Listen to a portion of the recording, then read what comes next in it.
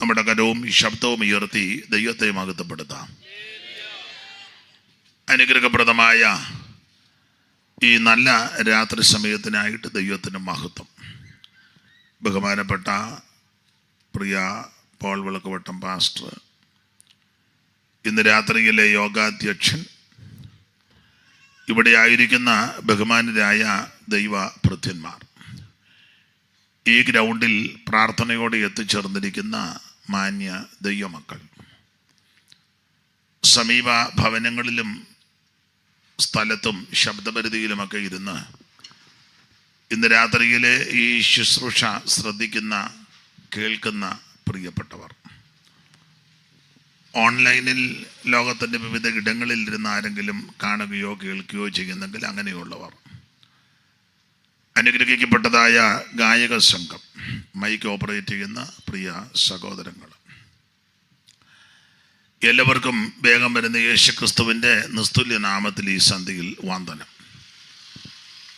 അവിടുന്ന് അനുവദിച്ചതുകൊണ്ട് ഇന്ന് രാത്രിയിൽ നമുക്കൊന്നിച്ച് കൂടുവാൻ സാവകാശം ലഭിച്ചു. ഇന്നത്തെ ശുശ്രൂഷയെപ്പറ്റി കർത്തദാസൻ ചില കാര്യങ്ങൾ പൊതുവിൽ പ്രസ്താവിച്ചു, അതിനെ ആവർത്തിക്കുന്നില്ല. ദൈവത്തിൻ്റെ മഹാകരുണയാൽ ഇന്ന് രാത്രി ഇങ്ങനെ ഒന്നിച്ചു കൂടുവാനിടയായി.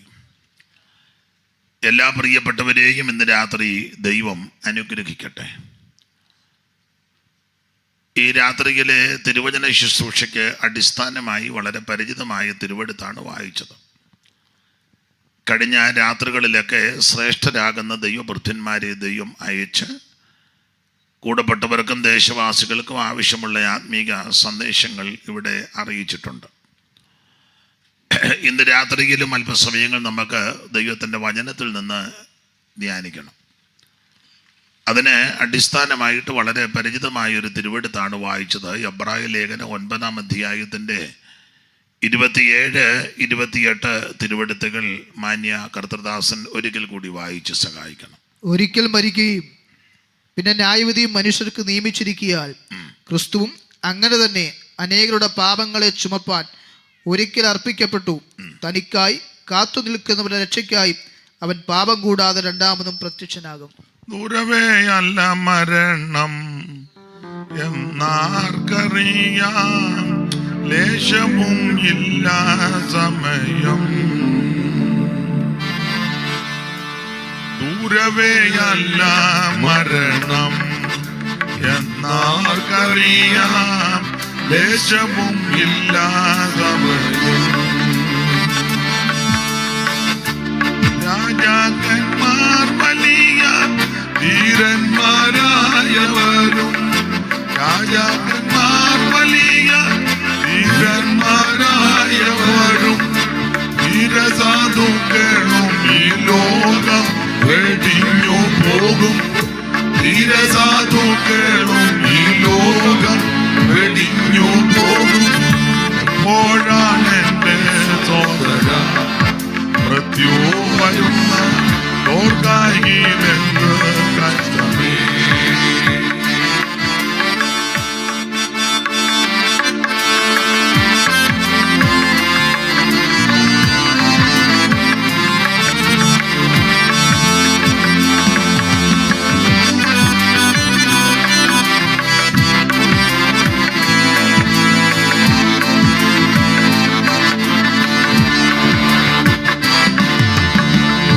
കട്ടിൽ കിടക്കയിൽ വച്ചോ അയ്യോ സോദര, വീട്ടിൽ വസിച്ചിടുമല്ലോ.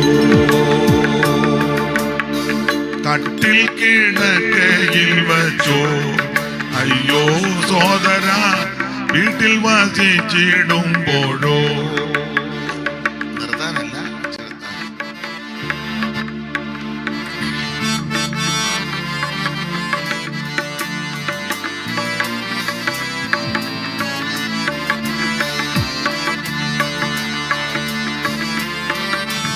കട്ടിൽ കിടക്കയിൽ വച്ചോ അയ്യോ സോദര, വീട്ടിൽ വസിച്ചിടുമ്പോഴോ.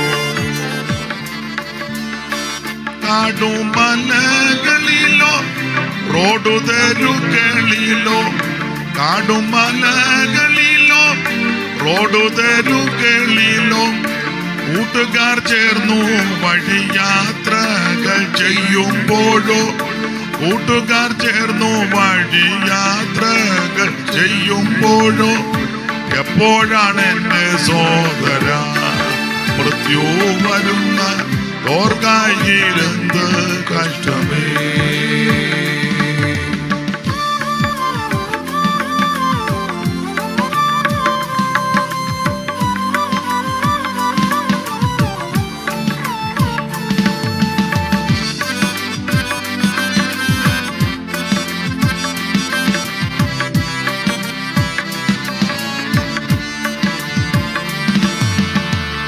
വാളിനാൽ വെട്ട് കൊണ്ടിട്ടോ വല്ലാത്തതായ വ്യാധികൾ വന്ന് കൂടിട്ടോ പെട്ടെന്നുള്ള മരണം ഹൃദയരോഗങ്ങളാലോ പെട്ടെന്നുള്ള മരണം ഹൃദയരോഗങ്ങളാലോ സർപ്പവിഷമേറ്റിട്ട് വൈദ്യന്റെ വീട്ടിൽ വെച്ചോ സർപ്പവിഷമേറ്റിട്ട് വൈദ്യന്റെ വീട്ടിൽ വെച്ചോ എപ്പോഴാണ് എന്റെ സോദര മൃത്യു വരുന്ന ഓർക്കായിലെന്ത് കഷ്ടമേ. എപ്പോഴാണ് എന്റെ സോദര മൃത്യു വരുന്ന ഓർക്കായിലെന്ത് കഷ്ടമേ. നമ്മുടെ കരമുയർത്തി ഒരിക്കൽ കൂടി ദൈവത്തെ മഹത്വപ്പെടുത്താം. അനുഗ്രഹപ്രദമായ ഈ നല്ല രാത്രി സമയത്തിനായിട്ട് ദൈവത്തെ മഹത്വപ്പെടുത്തുന്നു. കൂടപ്പെട്ടിരിക്കുന്ന എല്ലാവരെയും ഇന്ന് രാത്രി ദൈവം അനുഗ്രഹിക്കട്ടെ. ഈ ശാന്തമായ അന്തരീക്ഷത്തിൽ ഈ പ്രാവശ്യത്തെ ഇവിടുത്തെ കൺവെൻഷന്റെ ഒടുവിലത്തെ രാത്രിയിൽ നമുക്കൊന്നിച്ചു കൂടി ദൈവത്തെ മഹത്വപ്പെടുത്തുവാൻ ദൈവം ചെയ്ത കരുണയ്ക്കായിട്ട് സമയത്തിനായിട്ട് ദൈവത്തിന് മഹത്വം. എല്ലാ പ്രിയപ്പെട്ടവരെയും ഇന്ന് രാത്രി ദൈവം അനുഗ്രഹിക്കട്ടെ. കഴിഞ്ഞ രാത്രികളിൽ ശക്തമായ സുവിശേഷ സന്ദേശം ഈ ദേശത്തോട് വന്നവരോട് ദൈവം അറിയിച്ചു. ഈ ദേശത്തെ ദൈവം സ്നേഹിക്കുന്നു. അതുകൊണ്ടാണ് ഇങ്ങനെ യോഗങ്ങൾ ഇവിടെ ക്രമപ്പെടുത്തിയത്. നമുക്കറിയാം, ഈ ദിവസങ്ങൾ ഇവിടെ മുടങ്ങിയ സുവിശേഷം കുടുംബങ്ങൾക്ക്, വ്യക്തികൾക്ക്, അനേകർക്കത് അനുഗ്രഹമായി ദൈവം തീർത്തുകൊണ്ടിരിക്കുക. ഇന്ന് രാത്രി അല്പസമയം ദൈവത്തിൻ്റെ വചനത്തിൽ നിന്ന് നമുക്ക് ചിന്തിക്കാം. അതിന് അടിസ്ഥാനമായി വിശുദ്ധ വേദപുസ്തകത്തിലെ ലേഖനങ്ങളിൽ പ്രധാനപ്പെട്ട ലേഖനമാണ് എബ്രായ ലേഖനം. ആ എബ്രായ ലേഖനം 9-ാം അധ്യായത്തിൻ്റെ 27-28 തിരുവെഴുത്തുകളാണ് ഇന്ന് രാത്രിയിലെ തിരുവചന ചിന്തയ്ക്ക് അടിസ്ഥാനമായിട്ട് വായിച്ചത്. ആ തിരുവെഴുത്തിൽ പ്രധാനമായിട്ട് 3 കാര്യങ്ങളാണ് രേഖപ്പെടുത്തിയിരിക്കുന്നത്. ഒന്ന്, ഒരിക്കൽ മരിക്കും. 2, ഒരു ന്യായവിധിയുണ്ട്. 3, കാത്തു നിൽക്കുന്നവരുടെ രക്ഷയ്ക്ക് യേശു വീണ്ടും വരും. ഈ പ്രധാനമായ 3 കാര്യമാണ് ആ വാക്യത്തിൽ രേഖപ്പെടുത്തിയിരിക്കുന്നത്. ഇത് 3ഉം വളരെ പ്രധാനപ്പെട്ട കാര്യവുമാണ്. ഞാൻ ഓർപ്പിച്ചല്ലോ, നിങ്ങൾക്കറിയാം, സത്യവേദ പുസ്തകം 66 പുസ്തകം, അതിൽ പുതിയ നിയമത്തിലെ 27 പുസ്തകം. ആ 27 പുസ്തകത്തിൽ 21 ലേഖനങ്ങൾ. ആ 21 ലേഖനങ്ങളിൽ വളരെ ഈടുറ്റ ലേഖനമാണ് എബ്രായ ലേഖനം. സാധാരണക്കാർക്ക് എബ്രായ ലേഖനം ഗ്രഹിപ്പാൻ അല്പം ബുദ്ധിമുട്ടുണ്ടാകും. എബ്രായ ലേഖനം പൗലോസ് എഴുതിയത് അല്ലെന്ന് വാദിക്കുന്ന ചിലരുണ്ട്. എന്നാൽ ഇത് പഠിച്ചാൽ ധന്യനായ പൗലോസിനാൽ എഴുതപ്പെട്ട വിശേഷപ്പെട്ട ലേഖനമാണ് എബ്രായ ലേഖനം. പൗലോസിൻ്റെ ലേഖനങ്ങളൊക്കെ വളരെ ബുദ്ധിമുട്ടുള്ള ലേഖനങ്ങളാണ്. സാധാരണക്കാർക്ക് ഗ്രഹിപ്പാൻ ബുദ്ധിമുട്ട്. അത് പത്രോസ് പരാമർശിക്കുന്നുണ്ട്. വായിച്ച് പത്രോസിൻ്റെ 2-ാം ലേഖനം 3-15 അത് ആ കാര്യം രേഖപ്പെടുത്തുന്നുണ്ട്. 2-ാം ലേഖനം 3-15.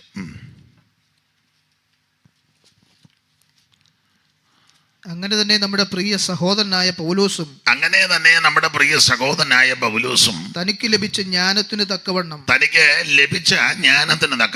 നിങ്ങൾക്കും ഇതിനെക്കുറിച്ച് സംസാരിക്കുന്ന സകല ലേഖനങ്ങളിലും എഴുതിയിട്ടുണ്ടല്ലോ. അടുത്തത്, അവയിൽ ഗ്രഹിപ്പാൻ പ്രയാസമുള്ളത് ചിലതുണ്ട്. അപ്പോൾ ഗ്രഹിപ്പാൻ പ്രയാസമുള്ള ചില കാര്യങ്ങളുണ്ട്. എല്ലാവർക്കും ഇത് ഗ്രഹിക്കത്തില്ല, എല്ലാവർക്കും മനസ്സിലാകുകയില്ല. ചില കാര്യങ്ങളുണ്ട് ഗ്രഹിപ്പാൻ പ്രയാസമുള്ളത്. പിന്നെ അറിവില്ലാത്തവരും, അപ്പൊ ഇതിനെപ്പറ്റി അറിവില്ലാത്തവരും അസ്ഥിരവരുമായവർ ശേഷം തിരുവെഴുത്തുകളെ പോലെ അതും തങ്ങളുടെ നാശത്തിനായി കോട്ടിക്കളയുന്നു. അപ്പൊ തിരുവെടുത്ത് ചിലർ കോട്ടിക്കളയുന്നത് ഗുണം വരാനല്ല, നാശത്തിനാ. അപ്പൊ കോട്ടിക്കളയരുത്. അപ്പോൾ എബ്രായ ലേഖനം വളരെ ഈടുറ്റ ലേഖനമാണ്. എല്ലാവർക്കും പെട്ടെന്ന് ചിലപ്പോൾ പിടികിട്ടിയെന്ന് വരികയല്ല ഇതിലെ പ്രയോഗങ്ങളും ചില സംഭവങ്ങളും. കൊരിന്ത്യർക്ക് എഴുതിയ 2-ാം ലേഖനം 10-ലും ഒരു പരാമർശം ഉണ്ടല്ലോ, ഒന്ന് വായിച്ചു.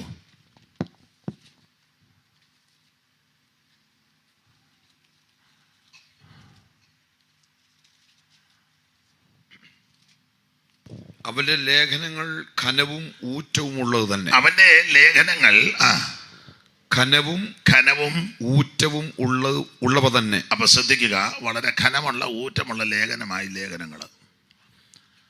അതെ, ഇന്ന് രാത്രി അങ്ങനെയുള്ള എബ്രായ ലേഖനത്തിന്റെ 9-ാം അധ്യായത്തിന്റെ 27, 28 തിരുവെടുത്തുകളാണ് നമ്മൾ വായിച്ചിരിക്കുന്നത്.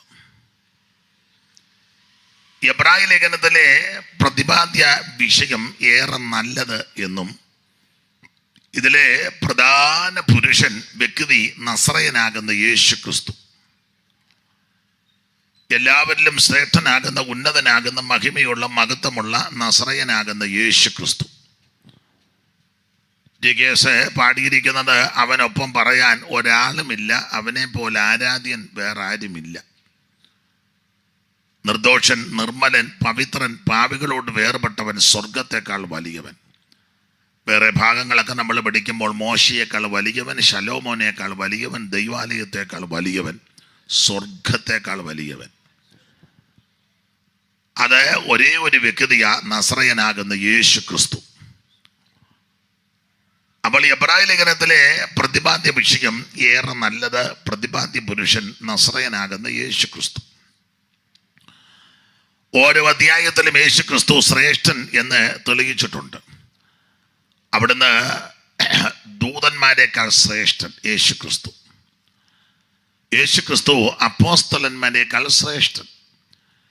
യേശു ക്രിസ്തു മോശയേക്കാൾ ശ്രേഷ്ഠൻ. യേശു ക്രിസ്തു യോശുവയേക്കാൾ ശ്രേഷ്ഠൻ. യേശു ക്രിസ്തു ഹാബേലിനേക്കാൾ ശ്രേഷ്ഠൻ. യേശു ക്രിസ്തു അഹറോനേക്കാൾ ശ്രേഷ്ഠൻ. യേശു ക്രിസ്തു മഹാപുരോഹിതന്മാരെക്കാൾ ശ്രേഷ്ഠൻ. യേശു ക്രിസ്തു ദൈവാലയത്തേക്കാൾ ശ്രേഷ്ഠൻ.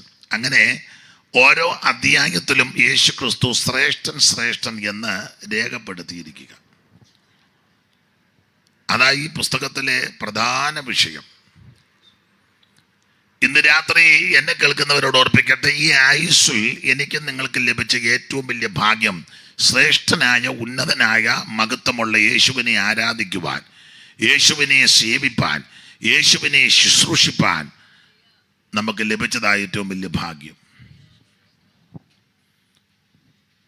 ഒരു പാട്ടിൻ്റെ വരി ഇങ്ങനുണ്ട്: കരുത്തനാമവൻ കരത്തിനാൽ പിടിച്ചിരിക്കയാൽ, കരുത്തനാമവൻ കരത്തിനാൽ പിടിച്ചിരിക്കയാൽ, ഒരുത്തനും പിടിച്ചു വേർപിരിക്കുവാൻ കഴിഞ്ഞിടാം. വിരുദ്ധമായി വരുന്നതൊന്നും ഏതുമേ ഭയന്നിടാ. വിരുദ്ധമായി വരുന്നതൊന്നും ഏതുമേ ഭയന്നിടാ. ഇതെന്തോ ഭാഗ്യമേശുനാഥനോടു ചേർന്നു ഞാനിതാ. ഇതെന്തോ ഭാഗ്യമേശുനാഥനോടു ചേർന്നു ഞാനിതാ. അനാഥനല്ല ഞാൻ ഇനി അനുഗ്രഹാവകാശിയായ. അനാഥനല്ല ഞാൻ ഇനി അനുഗ്രഹാവകാശിയായ. അനാദി നിർണയ പ്രകാരം എന്നെയും വിളിക്കയാൽ വിനാശമില്ല നീ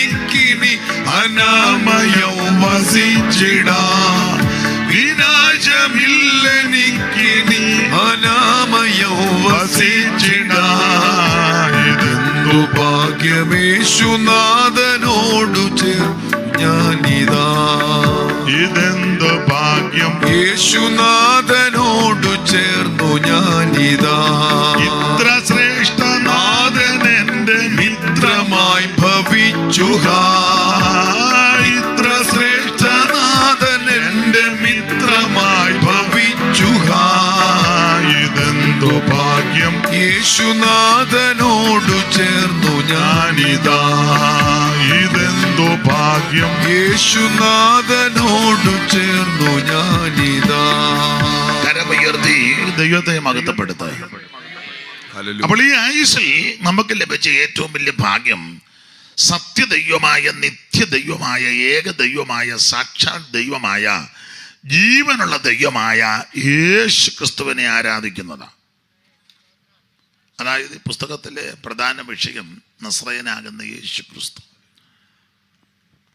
ആട്ടെ, അധികം ദീർഘമാക്കുന്നില്ല ആ ഭാഗം. ഓരോ അധ്യായത്തിലും യേശു ക്രിസ്തു ശ്രേഷ്ഠൻ എന്ന് തെളിയിച്ചു. 9-ാം അധ്യായത്തിലേക്ക് പ്രവേശിക്കുമ്പോൾ ഇപ്പോൾ വായിച്ച ആ 2 വാക്യത്തിനകത്ത് ഞാൻ പ്രാരംഭത്തിൽ സൂചിപ്പിച്ചു, നിങ്ങൾക്കറിയാം 3 കാര്യമാണ് പ്രധാനമായിട്ട് രേഖപ്പെടുത്തിയിരിക്കുന്നത്. 1, മരണം, ഒരിക്കൽ മരിക്കും.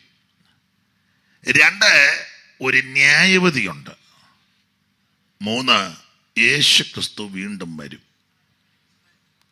വളരെ പ്രധാനപ്പെട്ട വിഷയമാണ്. നിങ്ങളുടെ പലരുടെ ഇരിപ്പ് കണ്ടിട്ട് നിങ്ങൾക്കിതൊന്നും വിഷയമേ അല്ല.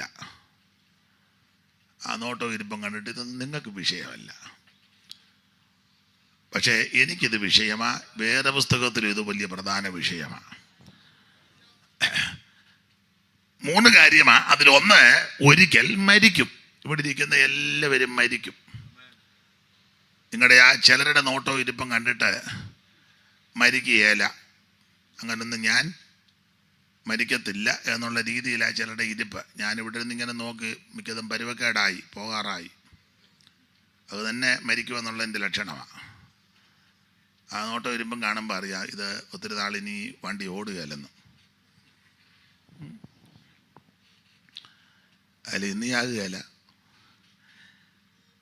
ഒരു കാര്യം ഉറപ്പിച്ചും തറപ്പിച്ചും പറയാം, പ്രസംഗിക്കുന്ന ഞാനും കേൾക്കുന്ന നിങ്ങളും ഒരു ദിവസം മരിക്കും.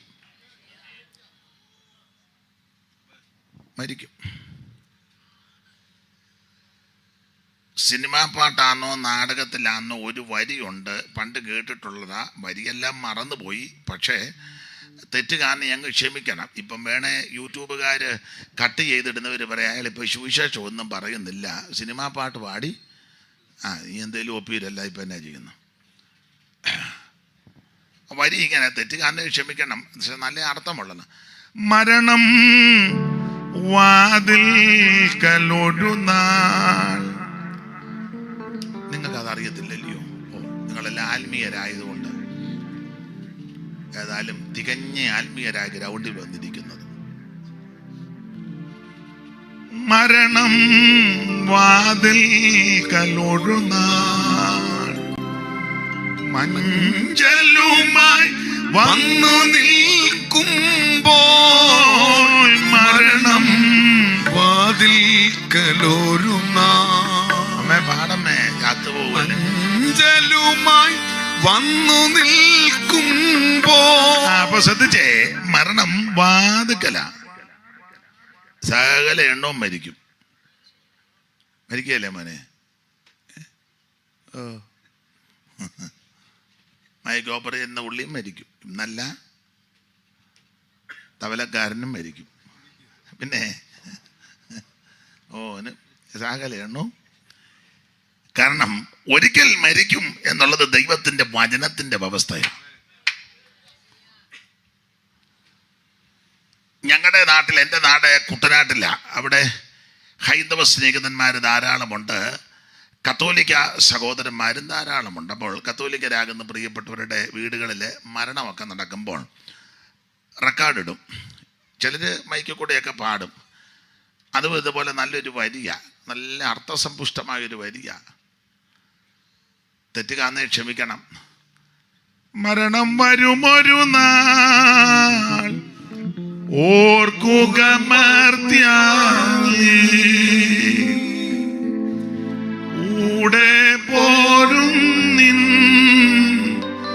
ജീവിത ചെയ്തികളും സൽകൃത്യങ്ങൾ ചെയ്യുക നീ അലസത കൂടാതെ. മരണം വരും. ഈ ശബ്ദപരിധിയിൽ ശ്രദ്ധിക്കുന്ന സകല ആൾക്കാരോടും ഇന്ന് രാത്രി ഓർപ്പിക്കുക, ഒരു ദിവസം മരണം നിന്നെ പിടികൂടും. മരണത്തിൽ നിന്ന് ആർക്കും ഒഴിയാവതല്ല.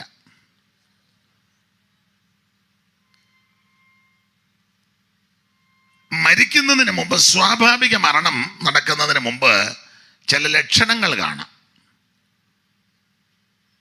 ആ ലക്ഷണം കാണുമ്പോൾ ഓർത്തോണം പോകാറായെന്ന്. എന്തോ അതിൻ്റെ ലക്ഷണങ്ങൾ വായിക്കാം. സഭാപ്രസംഗി 12-ാം അധ്യായത്തിൻ്റെ 1 മുതൽ വായിച്ചു. അപ്പം ലക്ഷണങ്ങൾ ധാരാളമുണ്ട്. ഈ ലക്ഷണമുള്ളവരെല്ലാം ഇന്ന് രാത്രി ശ്രദ്ധിച്ച് കേൾക്കണം, പോകാറായെന്ന് ഓർത്തോണം. എന്തിയാ സഭാപ്രസംഗി ഇല്ലേ? ഇത് പുതിയ നിയമം മാത്രമേ ഉള്ളൂ ഒന്നുമില്ല. അതെവിടെ നിന്ന് കിട്ടി? നിന്റെ യൗവനകാലത്ത് നിന്റെ സൃഷ്ടാവിനെ ഓർത്തുകൊള്ളുക. ദുർദിവസങ്ങൾ വരികയും എനിക്കിഷ്ടമില്ല എന്ന് നീ പറയുന്ന കാലം സമീപിക്കുകയും സൂര്യനും വെളിച്ചവും ചന്ദ്രനും നക്ഷത്രങ്ങൾ ഇരുണ്ടുപോവുകയും മഴ പെയ്ത ശേഷം മേഘങ്ങൾ മടങ്ങി വരികയും ചെയ്യും മുമ്പേ തന്നെ അന്ന് വീട്ടുകാവൽക്കാർ വിറയ്ക്കും. അന്ന് വീട്ടുകാവൽക്കാർ വിറയ്ക്കും. ഈ ശരീരം ഒരു വീടാ, അങ്ങനെ വേദപുസ്തകം പഠിപ്പിക്കും. ഇതൊരു ഒരു വീടാ, ഭവനമാണ്. ഈ വീടിനെ കാവൽ ചെയ്യുന്ന കാവൽക്കാർ വിറയ്ക്കും, കൈയും കാലും ഒക്കെ വിറയ്ക്കും എന്നായി പറഞ്ഞത്. ഇച്ചിരി വിറവിൽ വരുമ്പോൾ ഓർത്തോണം പോകാറായി, പോകുന്നതിൻ്റെ ലക്ഷണമാണ്. അടുക്കളയിൽ പെരുമാറുമ്പോൾ സ്പൂണ് പെട്ടെന്ന് താഴെ പോകുന്നു, അയ്യോ അന്നേരം ഓർത്തോണം പോകാറായെന്ന്. ചെറിയ വിറവിൽ കാപ്പി എടുക്കുമ്പം കിടുകിടാന്ന് അടിക്കുന്നുണ്ടെങ്കിൽ ഓർത്തോണം പോകാറ്. പേടിപ്പിക്കാൻ പറഞ്ഞതല്ലേ, ഉള്ള കാര്യമായി പറയാൻ. ഈ വീടിനെ കാവൽ ചെയ്യുന്നത് കയ്യും കാലുമാണ്. അടി വരുമ്പോൾ കയറി തടയുക, വീടാൻ വരുമ്പം കൈ കുത്തി. അപ്പൊ ഈ ശരീരമാകുന്ന വീടിനെ കാവൽ ചെയ്യുന്ന കയ്യും കാലും അത് വിറയ്ക്കും. വീട്ടുകാവൽക്കാർ വിറയ്ക്കും. പിന്നെ ബലവാന്മാർ കുനിയും. ഇച്ചിരി നടുവിന് ഇച്ചിരി വളവൊക്കെ വരും. ചെറിയ വളവ് വരുമ്പോൾ ഓർത്തോണം തങ്ങമ്മ പോകാറായി, അതിന് അരിശം കയറുകയൊന്നും ചെയ്യരുത്. പോകും. അടുത്തത് അരയ്ക്കുന്നവർ ചുരുക്കമാകയാൽ അടങ്ങിയിരിക്കും. അരയ്ക്കുന്നവർ ചുരുക്കമാ. 32 ഉണ്ടായിരുന്നു, ഇപ്പം അധികം ഇല്ല. അതുകൊണ്ട് അരിയുണ്ട ഒന്നും ഇപ്പം കയറി കടിക്കുകയില്ല. ആയ കാലത്തൊക്കെ ഒറ്റ കടിക്ക് പൊട്ടിച്ചതാ. അൾകുമുട്ടായിയൊക്കെ ഇപ്പം കൊടുത്താൽ പറയാം വേണ്ടെന്ന് പറയും.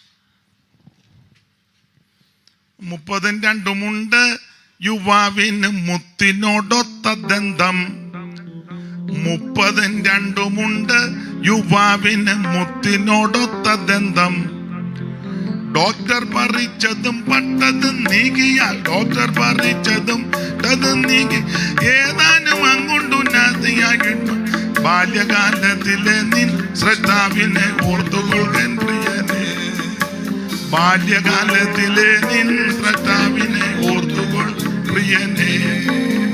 ദുർദിവസങ്ങൾ നിനക്കണയാതെയും ദുർദിവസങ്ങൾ അതെയും ഇഷ്ടമില്ല കാലം വന്നു ചേരാതെയും ബാല്യകാലത്തിലെ നിൻ സൃഷ്ടാവിനെ ഓർത്തുകൊള്ളുകൻ പ്രിയനെ. 32 യുവാവിന് മുത്തിനോടൊത്ത ദന്തം. അപ്പൊ ആയ കാലത്ത് 32 ഉണ്ടായിരുന്നു. ഇപ്പൊ അത് കുറച്ച് 60-70 ഒക്കെ ആയപ്പം ഡോക്ടർ 5-6 പറിച്ചെടുത്തു. പിന്നെ തള്ളയുടെ നാക്ക് അല്ലാത്തതുകൊണ്ട് തങ്കച്ചൻ 2 താഴെ ഇട്ട്. മനസ്സിലായില്ലല്ലോ. ഭർത്താവിൻ്റെ അമ്മയ്ക്ക് വിളിച്ചു, ഒറ്റയടി 2. അപ്പൊ ഡോക്ടർ പറിച്ചത് 4, തങ്കച്ചൻ അടിച്ചത് പറയമ്മേ അടി കൊണ്ട് പമ്മിയിരിക്കാതെ. ചുരുക്കി പറഞ്ഞ ഡോക്ടർ പറിച്ചതും പട്ടുപോയതും ദ്രവിച്ചതും എല്ലാം കൂടെ പോയി. ഇപ്പം ഏതാണ്ട് നാസ്തിയായിട്ട് 3-4 ഇപ്പൊ ചുരുക്കമാണ്. അതുകൊണ്ട് അടങ്ങിയിരിക്കും. അരയ്ക്കുന്നവർ ചുരുക്കമാകയാൽ അടങ്ങിയിരിക്കും. പിന്നെ വെളിവാതിലുകളിൽ കൂടി നോക്കുന്നവർ അന്ധന്മാരാകും. അപ്പുറത്തെ വീട്ടിൽ ആരാ വന്നെന്ന് ഇപ്പുറത്തെ വീട്ടിൽ കൃത്യം പറഞ്ഞ അമ്മാമ്മ ഇപ്പം ഒന്നും പിടികിട്ടില്ല. ആരാണ് അങ്ങോട്ട് പോകുന്നത് പോലെ ആരാന്നോ. അപ്പൊ ഇത് ഇങ്ങനെയൊക്കെ നോക്കുമ്പോൾ ഓർത്തോണം പോകാറായി, ചാകാറായെന്ന്. പിന്നെ തെരുവിലെ കതകുകൾ അടയും. അപ്പുറത്തെ വീട്ടിൽ പറയുന്നത് കൃത്യം കേൾക്കുകയായിരുന്നു ഇവിടെ നിന്ന്. ഇപ്പം അടുത്തിരുന്ന് പറഞ്ഞാൽ പോലും കേൾക്കുകയില്ല. ഞങ്ങളുടെ അവിടെ ഒരു അമ്മ ഉണ്ടായിരുന്നു. അമ്മ ഇച്ചിരി ചെവി കേൾവി കുറവാണ്. അപ്പം അമ്മയോട് ചോദിക്കുന്നതിനല്ല അമ്മ മറുപടി പെടുന്നത്. നമ്മൾ ചോദിക്കും എപ്പോൾ വന്നു, നെല്ല് പുഴുങ്ങിയെന്നോ, ഉണങ്ങുകയല്ല. എപ്പോൾ വന്നെന്ന് ചോദിച്ചേനാ. അച്ചായന് സൗഖ്യമായിട്ടിരിക്കുന്നു, ഭയങ്കര വെള്ളമാണ്, നീന്തി കയറിയാ വന്നേ. അപ്പോൾ ഇതൊക്കെ കേൾക്കുമ്പോൾ ഓർത്തോണം ആള് പോകാറായി. തെരുവിലെ കഥകൾ അടയ്ക്കും. പിന്നെ അരയ്ക്കുന്ന ശബ്ദം മന്ദമാകും. പതുക്കെ കഴിക്കുവുള്ളൂ. പെട്ടെന്നൊന്നും കഴിച്ചേ ചെടിനേക്കാനൊക്കത്തില്ല. അത് താമസിച്ച് കഴിക്കുമ്പോൾ ഓർത്തണം പോകാറായെന്ന്. പിന്നെ പക്ഷികളുടെ ശബ്ദത്തിങ്കൽ ഉണർന്നു പോകും. എന്ത് ചെയ്താൽ തള്ളയ്ക്ക് ഉറക്കമില്ല. ഉറങ്ങുന്നവരോട്ട് ഉറക്കുക ഇല്ല. 4 മണിയാകുമ്പോൾ അടുക്കളയൊക്കെ സ്റ്റീൽ പാത്രം പൊത്തോന്ന് താഴോട്ട് ഇടുക. വീട്ടിൽ കിടന്നുറങ്ങുന്നവരെല്ലാം ഞെട്ടി എന്ത് ചെയ്താൽ ഉറക്കമില്ല. ഉറക്കം കുറെ പോർത്തോണം പോകാറായി. പാട്ടുകാരത്തികളൊക്കെയും തളരുകയും ചെയ്യും. ശ്വാസം പിടിച്ച് പാടാനൊന്നും നോക്കത്. ഞങ്ങളിപ്പോൾ പാടുന്ന പാട്ടൊക്കെ ചില അമ്മമാർ പറയും ഞാൻ ആയ കാലത്ത് ശ്വാസം പിടിച്ച് പാടിയതാ, ഇപ്പൊ പാടാൻ വയ്യ, കാരണം പോകാറായി. അന്നവർ കയറ്റത്തെ പേടിക്കും. പിന്നെ വഴിയിൽ ഭീതി ഉള്ളതായി തോന്നും. ബദാം വൃക്ഷം പൂക്കും. ഇപ്പൊ പിന്നെ പൂത്തതാരാ പൂക്കാത്തതാരാന്നൊന്നും അറിയത്തില്ല.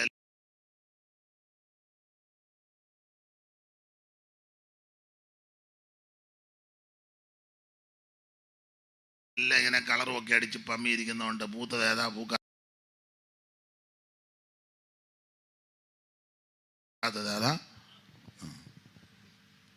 പോകുന്നു വാടിയൊരു പൂവല്ലി തൂമഴയാൽ പോകുന്നു വാടിയൊരു പൂവല്ലി തൂമഴയാൽ ഓർക്കുന്നു നിന്റെ പാലനം പരമേശ. ഓർക്കുന്നു നിന്റെ പാലനം പരമേശ. പാടും നിനക്കു നിത്യവും പരമേശ. പാടും നിനക്കു നിത്യവും. കരമുയർത്തി ദൈവത്തെ മഹത്വപ്പെടുത്ത. മോനെ മൈക്ക് വർക്ക് ചെയ്യുന്ന ആടെ പേരെന്തുവാ? ആദർശ് നന്നായിട്ട് വർക്ക് ചെയ്യുന്നുണ്ട് കേട്ടോ. ദൈവം അനുഗ്രഹിക്കട്ടെ. കഴിഞ്ഞ ദിവസങ്ങളിലൊക്കെ ചെന്നതെല്ലാം മെനകെട്ടെടുത്ത. തൊണ്ടയും പോയി അവന്മാരോട് വല്ലതും പറയാൻ പറ്റുമോ? പറഞ്ഞ ഉടനെ അവന്മാർ പറഞ്ഞു എന്നെ ജനിച്ചിട്ടത് മൈക്കിൻ്റെ പുറത്താന്ന് പറയും. അതുകൊണ്ടൊന്നും മിണ്ടാനൊക്കത്തില്ല. നന്നായിരിക്കുന്നു കേട്ടോ. ഇവിടെ അന്ന് അങ്ങനെ വലിയ ഇടിപിടി ഒന്നുമില്ല. പക്ഷേ നല്ല മറ്റേതിങ്ങനെ ഇല്ലേ, നമ്മൾ കൊച്ചി കൊണ്ട് കണ്ടെയ്നർ ഇറക്കി വെച്ചതുപോലെ കൊണ്ട് ഇറക്കി വെച്ചേക്കുക. എന്തോ അതിന് പറയുന്നത്, ബോക്സ് ചുമ്മാ അങ്ങാടിക്കും.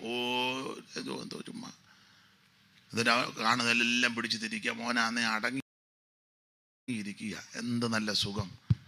മറ്റവൻ ചുമ്മാ ഇട്ട് അങ്ങ് ഇന്നലെയും കണ്ടായിരുന്നു. ചുമ്മാ ഇരുന്ന് അങ്ങ് തിരിക്കുകയല്ലേ. എന്നതാന്നോ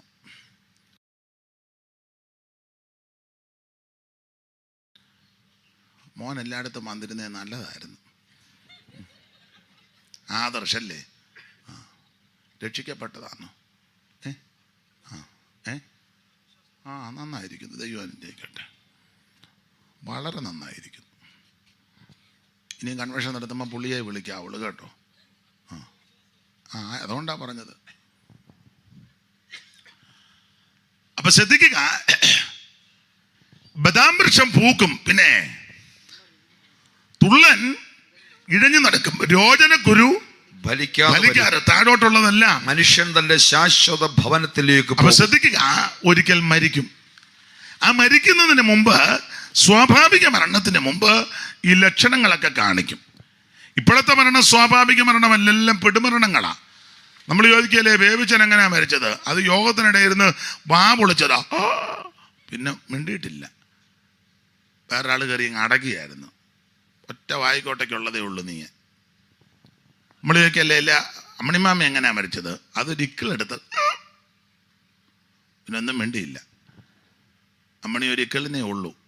അമ്മണിയുടെ വർത്താനം കേട്ടാൽ 50 ഇക്കിളിനുണ്ടെന്നും പറഞ്ഞായിരിക്കുന്നത്. പക്ഷേ ഒരിക്കലിന് പോലും ഇല്ല. സകല ആൾക്കാരും മരിക്കും. ഇപ്പോഴെല്ലാം പെട്ടുമരണങ്ങളാ. നമ്മൾ കേട്ടിട്ടില്ലേ എങ്ങനെയാ മരിച്ചത്? സൈലന്റ് ആയിരുന്നെന്ന്. പുള്ളി യോഗത്തിന് സഭായത്തിന് സൈലന്റ് ആയിരുന്നു. കൈ ഒടിക്കുകയില്ല, പാടുകയില്ല, പ്രാർത്ഥിക്കില്ല, വന്ന് സൈലന്റ്. പോയതും അങ്ങനെ സൈലന്റുകാരെല്ലാം ഒന്ന് ഓർത്തോണം. ദൈവത്തിന് മഹത്വം. ഇപ്പോൾ പെടുമരണങ്ങളാ. അപ്പൊ എന്തായാലും ഒരു കാര്യം പറയാം, ഒരിക്കൽ മരിക്കും. മരണം നിന്നെ പിടികൂടും.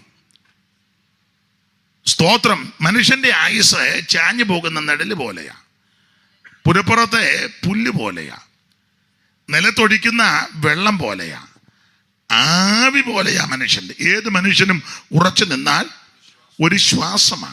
ദൈവത്തിന്റെ മഹത്വം.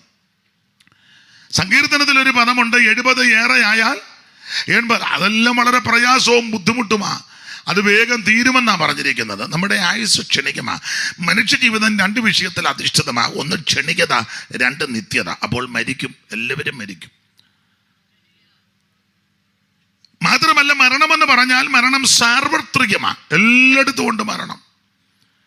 ഇന്ന് രാത്രി തിരുവനന്തപുരം ജില്ലയിൽ മരണം നടക്കുമ്പോൾ കാസർഗോഡ് ജില്ലയിലും മരണമുണ്ട്, പത്തനംതിട്ട ജില്ലയിലും മരണമുണ്ട്, ആലപ്പുഴ ജില്ലയിലും മരണമുണ്ട്, അയൽ സംസ്ഥാനം തമിഴ്നാട്ടിലും മരണം നടന്നിരിക്കുക, അങ്ങ് ഡൽഹിയിലും മരണമുണ്ട്, പാകിസ്ഥാനിലും മരണമുണ്ട്, ബർമയിലും ഭൂട്ടാനിലും ഒക്കെ മരണമുണ്ട്, അമേരിക്കയിലും മരണം നടന്നിട്ടുണ്ട്. മനുഷ്യൻ എവിടെല്ലാം ഉണ്ടോ അവിടെല്ലാം മരണം നടന്നിരിക്കുക. മരണം സാർവത്രികമാണ്. അമേരിക്കക്കാര് കാശുള്ളവരാ, അല്ലെങ്കിൽ ലോകത്തിലെ നമ്പർ 1 എന്നൊക്കെയാ പറയുന്നത്, ആയിക്കോട്ടെ. പക്ഷെ അവിടെയും മരണമുണ്ട്. കാശുണ്ടെന്നോർത്തോ മറ്റ് ബിസിനസ് മേഖലകൾ മെച്ചപ്പെട്ടെന്നോർത്തോ മരണം വരാതിരിക്കത്തില്ല. മരണം എല്ലായിടത്തും ഉണ്ട്, സാർവത്രികമാണ്. 1. 2, മരണം എല്ലാവരെയും പിടികൂടുമെന്നുള്ളതാണ്. ഇതിന് ഏറ്റവും വലിയ ഉദാഹരണം നമ്മുടെ കർത്താവ് ആ സംഭവം പറഞ്ഞത്.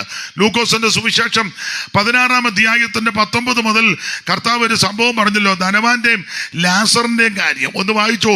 ആ 16-19 മുതലാന്ന് തോന്നുന്നു. ഒന്ന് വായിച്ചേ. ധനവാനായ ഒരു മനുഷ്യനുണ്ടായിരുന്നു. ഇത് കഥയല്ല, ഉപമയല്ല, ഊഹാഭോഗമല്ല. ഉണ്ടായിരുന്നെന്ന ഒരു മനുഷ്യനുണ്ടായിരുന്നു, ധനവാൻ. അവൻ ധൂമ്രവസ്ത്രവും പട്ടും ധരിച്ച് ദിനംപ്രതി ധൂമ്രവസ്ത്രവും പട്ടുമൊക്കെ ധരിച്ച് ദിനംപ്രതി ആഡംബരത്തോടെ സുഖിച്ചു. പിന്നെ സുഖിച്ചുകൊണ്ടിരിക്കുക. ലാസർ എന്ന് പേരുള്ള ദരിദ്രൻ. അപ്പോൾ തൊട്ടടുത്ത് ലാസർ എന്ന് പേരുള്ള ദരിദ്രൻ. ഇവിടെ ധനവാൻ ദരിദ്രൻ. ദൈവത്തിന്റെ മഹത്വം. വ്രണം നിറഞ്ഞവനായ ഇവന്റെ പടിപ്പുരയ്ക്കൽ കിടന്നു. പിന്നെ ധനവാന്റെ മേശയിൽ നിന്ന് വീഴുന്നത് തിന്ന് വിശപ്പടക്കുവാൻ ആഗ്രഹിച്ചു. നായ്ക്കളും വന്ന് അവന്റെ വ്രണം നക്കും. ആ ദരിദ്രൻ മരിച്ചപ്പോൾ മരിച്ചു. അപ്പൊ ദരിദ്രൻ മരിക്കും. അടുത്തത്, ദൂതന്മാർ അവനെ അബ്രഹാമിന്റെ മടിയിലേക്ക് കൊണ്ടുപോയി. പിന്നെ ധനവാനും മരിച്ചു അടക്കം. ധനവാനും മരിച്ചു. അപ്പം 2 പേരും മരിച്ചു. ദരിദ്രനും മരിച്ചു, ധനവാനും മരിച്ചു. സ്തോത്രം.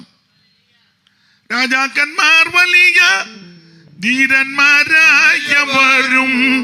രാജാക്കന്മാർ വലിയ ധീരന്മാരായവരും, ധീരസാധുക്കളും ഈ ലോകം വെടിഞ്ഞു പോകും. ധീരസാധുക്കളും ഈ ലോകം വെടിഞ്ഞു പോകും. എപ്പോഴാണ് എന്റെ സോദര മൃത്യു വരുന്ന ഓർക്കായിലെന്തു കഷ്ടമേ? എപ്പോഴാണ് എന്റെ സോദര മൃത്യു വരുന്ന ഓർക്കായിലെന്തു കഷ്ടമേ? അപ്പൊ ശ്രദ്ധിക്കുക, എന്നെ കേൾക്കുന്ന പ്രിയരെ, മരണം സകല ആൾക്കാരെയും പിടികൂടും. 1, മരണം സാർവത്രികമാണ്. ഇവിടെയും ഉണ്ട് മരണം, എവിടെയും ഉണ്ട് മരണം. 2, മരണം സകല ആൾക്കാരെയും പിടികൂടും. കോടിക്കണക്കിന് സ്വത്തുണ്ടെന്നോർത്ത് മരണം വരാതിരിക്കത്തില്ല. മരണം വന്ന് പിടികൂടും. ഇന്ത്യയിലെ എത്രയോ ധനാഢ്യന്മാര് കാശില്ലാഞ്ഞിട്ടാണോ സകലയെണ്ണോ മരിച്ചു. നെഹ്റു വരെ മരിച്ചു. മോത്തിലാൽ നെഹ്റുവിന്റെ മകനാകുന്ന നെഹ്റു, ഇന്ത്യയുടെ പ്രധാനമന്ത്രി, അദ്ദേഹം മരിച്ചു. കാശില്ലാഞ്ഞിട്ടാണോ, കഴിവില്ലാഞ്ഞിട്ടാണോ, വിദ്യാഭ്യാസം ഇല്ലാഞ്ഞിട്ടാണോ? ലണ്ടനിൽ പോയി പഠിച്ചയാളാ. കേട്ടിട്ടുണ്ട് ലിഫ്റ്റ് വരാൻ താമസിച്ചതിന് അദ്ദേഹത്തിൻ്റെ പിതാവ് പഠിച്ച കോളേജിന് സ്കൂളിന് 4 വർഷവും ലിഫ്റ്റ് സ്ഥാപിച്ചു കൊടുത്തു. കേട്ടിട്ടുണ്ട് അദ്ദേഹത്തിൻ്റെ സ്യൂട്ടൊക്കെ കൊണ്ടുവരുന്നത് പാരീസിൽ നിന്നാണ്. നമ്മുടേത് കഴുകി അയലിട്ടിരിക്കുക, അത് കാക്ക വരെ തൂറുകി കിടക്കുക. നമ്മുടെ സൂട്ട്. നിങ്ങൾക്കൊന്നും പിടികിട്ടുന്നില്ലെന്ന് തോന്നുന്നു. പക്ഷെ അങ്ങനെ വിദ്യാഭ്യാസമുണ്ട്, പണമുണ്ട്, എല്ലാമുണ്ട്. പക്ഷെ മരിച്ചു. ഇന്ത്യ കണ്ടതിലും വെച്ച് പ്രഗത്ഭനായ ആളാ എസ് രാധാകൃഷ്ണൻ, സർവേപ്പള്ളി. അത്ര ഡോക്ടറേറ്റ് ഉണ്ടായിരുന്ന അദ്ദേഹത്തിന്. ഉന്നതനായ മനുഷ്യനാ എസ് രാധാകൃഷ്ണൻ, സർവേപ്പള്ളി. എന്തോ അമ്മ എവിടെ ഇരുന്ന് പറയുന്നത്? അമ്മ ഇത് ചാകുന്ന കാര്യമാണ് പറയുന്നത്, ഇങ്ങോട്ട് കേട്ടിരിക്കുക.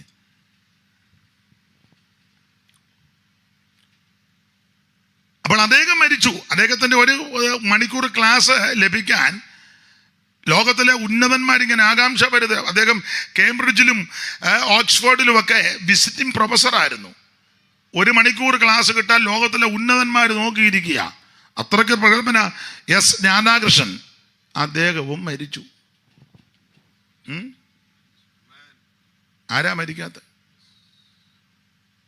NSSന്റെ സ്ഥാപകനും ആദരണീയമായ മന്നത്ത് പത്മനാഭൻ മരിച്ചില്ലയോ? സമാധി മണ്ഡപം അവിടെ ഉണ്ട്. ശ്രീനാരായണ ഗുരു, ഇന്ത്യ കണ്ടതിലേക്കും വെച്ച് മഹാനായ വ്യക്തിത്വമാണ് ശ്രീനാരായണ ഗുരു. അദ്ദേഹവും മരിച്ചു. ശ്രീമാൻ അയ്യങ്കാളി വില്ലുവണ്ടി സമരം നടത്തിയ ആളാണ്. അന്നത്തെ കാലത്ത് അയിത്തമുള്ള കാലത്ത് അദ്ദേഹം വില്ലുവണ്ടിയിൽ യാത്ര ചെയ്തു. തടയാനൊക്കെ ചെന്നു, പ്രശ്നങ്ങളുണ്ട്. പക്ഷെ യാത്ര മുന്നോട്ട് പോയി. അദ്ദേഹവും മരിച്ചു. വൈകുണ്ഠസ്വാമി മരിച്ചു. അങ്ങനെ പ്രഗത്ഭരായ എത്രയോ മതനേതാക്കന്മാർ, സാമുദായിക ഭരണ പരിഷ്കർത്താക്കൾ, മന്ത്രി പുങ്കവന്മാർ, ചിത്തിര തരുന്നാള് കാശില്ലായിട്ടാണോ കെട്ടിടമില്ലായിട്ടാണോ ചിത്തിരയും മരിച്ചു. മാർത്താണ്ഡവർമ്മ അദ്ദേഹവും മരിച്ചു. വേലുത്തമ്പി തളവ അദ്ദേഹവും, എല്ലാവരും. അപ്പം മരണം കാശ് നോക്കിയോ പണം നോക്കിയോ പ്രതാപം നോക്കിയോ വരാതിരിക്കത്തില്ല. സകല എണ്ണത്തിനെ മരണം പിടികൂടും. ഒരിക്കൽ മരിക്കും. ദൈവത്തിന് മഹത്വം. അപ്പോൾ അതുകൊണ്ട് സകല ആൾക്കാരും ഇന്ന് രാത്രി ചിന്തിക്കേണ്ട വിഷയം, ഒരു ദിവസം ഞാനും നിങ്ങളും ഇവിടം വിട്ട് കടന്നു പോകണം. 1, മരണം സാർവത്രികമാണ്. 2, മരണം ധനവാനെയും പിടികൂടും, ദരിദ്രനെ പിടികൂടും. 2 പേരും മരിച്ചു. 3, ഈ മരണശേഷം 2 അവസ്ഥയിലേക്കേ പോകൂ. 1 യാതനാസ്ഥലം, 2 പർദീസ. ഈ 2 സ്ഥലത്തോട്ടേ പോവുള്ളൂ. ഒന്നെങ്കിൽ യാതനാസ്ഥലം, ഇല്ലെങ്കിൽ പർദീസ. ഞാൻ ആ ഭാഗം അങ്ങ് വിടുക. ഈ 2 സ്ഥലത്തേക്ക് പോകുന്നതിന് ഒറ്റ കണ്ടീഷനാ. അത് ലാസർ മരിച്ചു, ധനവാനും മരിച്ചു. ധനവാൻ മരിച്ച് യാതനാസ്ഥലത്ത് എന്ന പുള്ളി മേളിലോട്ട് നോക്കുമ്പോൾ ലാസർ ഇരിക്കുന്നു. ആ നോട്ടം ജീവിച്ചിരുന്നപ്പോൾ നോക്കുമായിരുന്നേ രക്ഷപ്പെട്ടവനും. ചത്തു കഴിഞ്ഞാ പുള്ളി നോക്കിയത്. ജീവിച്ചിരുന്നപ്പോൾ പുള്ളിക്ക് അതൊന്നും നോക്കാം, മേലോട്ട് നോക്കാൻ പുള്ളിക്ക് താല്പര്യമില്ലായിരുന്നു. പുള്ളി ആഡംബരമൊക്കെ ആയിട്ട് സുഖിച്ച് പൊളച്ച് മതിച്ചിരിക്കുക, മേളിലോട്ട് നോക്കിയില്ല. ചത്തു കഴിഞ്ഞ് യാതനാസ്ഥലത്ത് ചെന്നപ്പോൾ പുള്ളി മേളിലോട്ട് നോക്കിയപ്പോൾ തൻ്റെ വീടിൻ്റെ പടിവാതൊക്കെ കിടന്ന് വ്രണം നിറഞ്ഞ ലാസർ അബ്രഹാം പിതാവിൻ്റെ മടിയിലിരിക്കുന്നു. അപ്പൊ പുള്ളി ഉടനെ പറയാ, അബ്രഹാം പിതാവേ, ലാസറിനെ ഇങ്ങോട്ട് വിടണം. ആ വിരലിൻ്റെ അറ്റം മുക്കി, വെള്ളത്തിൽ മുക്കി ഒന്ന് തണുപ്പിക്കാൻ. അയ്യോ, പട്ടിയും കുട്ടിയും എല്ലാം കരയുക. അങ്ങനെ തന്നെ. പറയ പട്ടി, പറയ കുട്ടി. അതിനകത്ത് പോയി തല്ലരുത്, അത് പിന്നെയും കിടന്ന് അലയ്ക്കുവേ. അവിടെ അങ്ങനെ അടങ്ങിയിരിക്കുക. വടിയെടുത്തോണ്ട് പോകുന്ന അതിനെ തല്ലാനാണോ? ആശോപ്പിച്ചു വെക്കരുത്.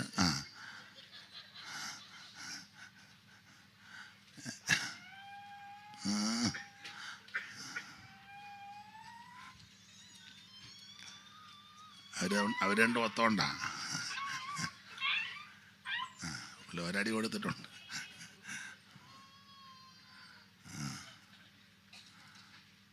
പണ്ടൊക്കെ പട്ടി കരയുമ്പോൾ ഓർക്കുന്ന ഒരാളെ കൊണ്ടുപോകാൻ വന്നതാണ്. ഞങ്ങളുടെ ഒരു തള്ള പട്ടി കരഞ്ഞ പറഞ്ഞു, പട്ടി ആരെയാ കൊണ്ടുപോകാനാണ്. മരണമായി പറഞ്ഞുകൊണ്ടിരിക്കുന്നത്. പട്ടിക്ക് വരെ മനസ്സിലായി. എന്നിട്ട് നീ ഇരുന്ന് വർത്താനം പറയുക. രണ്ട് വിഷയത്തിനും വിടുതൽ കിട്ടട്ടെ. അപ്പൊ ശ്രദ്ധിച്ചേ, സകല ആൾക്കാരും മരണം വഴിയായി പോകണം. അപ്പോൾ മരണം ഒന്ന് സാർവത്രികമാണ്, എല്ലായിടത്തും മരണമുണ്ട്. രണ്ട്, എല്ലാവരെയും മരണം പിടികൂടും. ധനവാനും മരിച്ചു, ലാസറും മരിച്ചു. കാശുള്ളവനും മരിക്കും, കാശില്ലാത്തവനും മരിക്കും.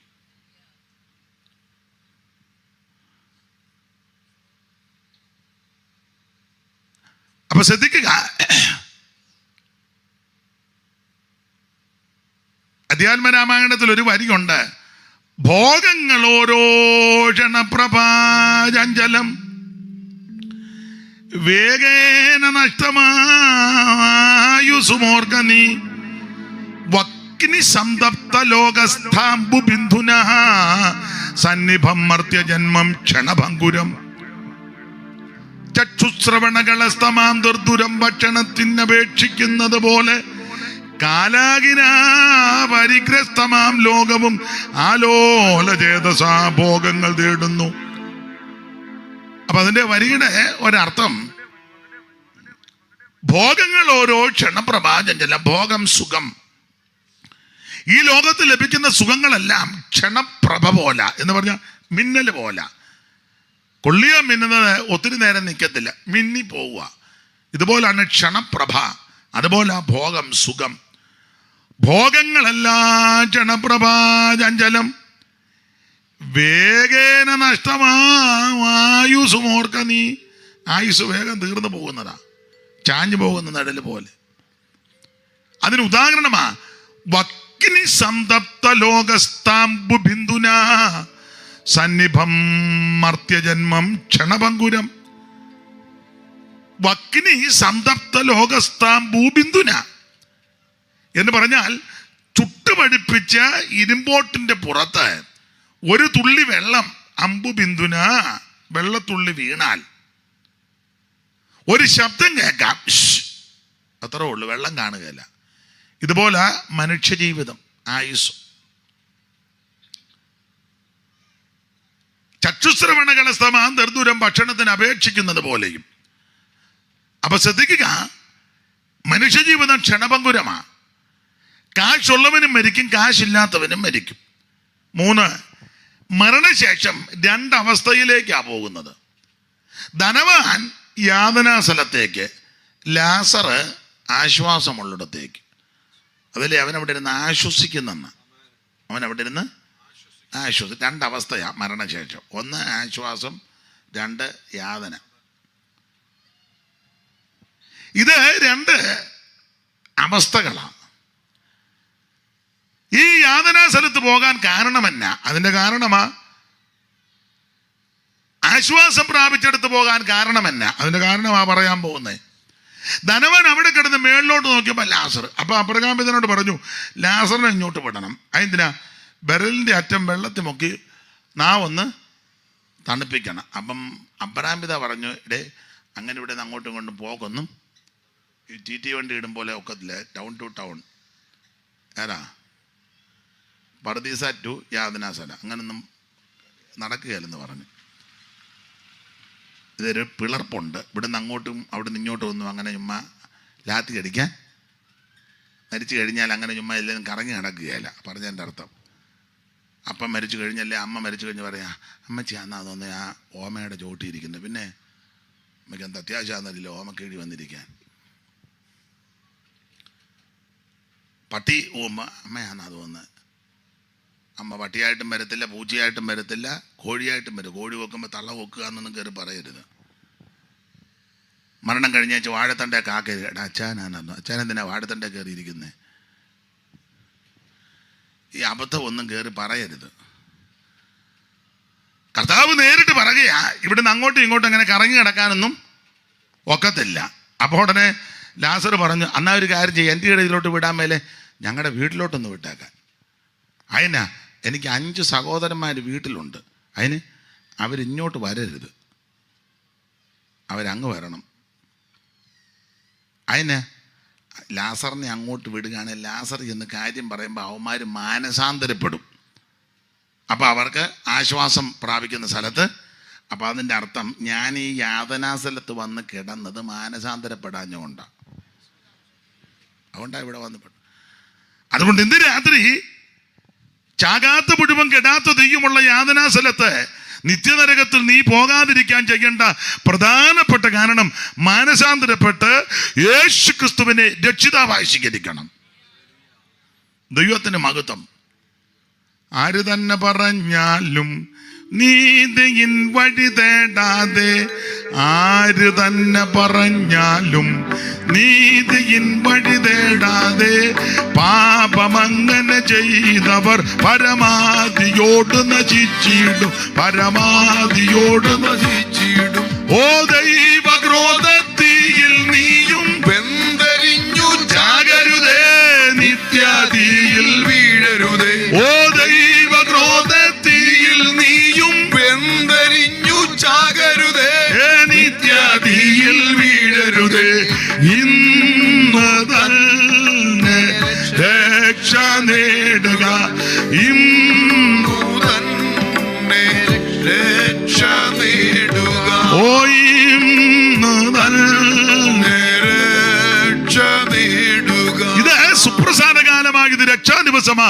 ഇന്ന് രാത്രി യേശു ക്രിസ്തുവിനെ രക്ഷിതാവായി സ്വീകരിക്കണം. അതിന് നല്ല അവസരം ദൈവം തരിക. ദൈവത്തിന് മഹത്വം. അപ്പോൾ ഒരിക്കൽ മരിക്കും, അത് ദൈവം വെച്ച വ്യവസ്ഥയാ. മരിക്കണം. അല്ല, മരിച്ചില്ലെങ്കിൽ പ്രശ്നമാ.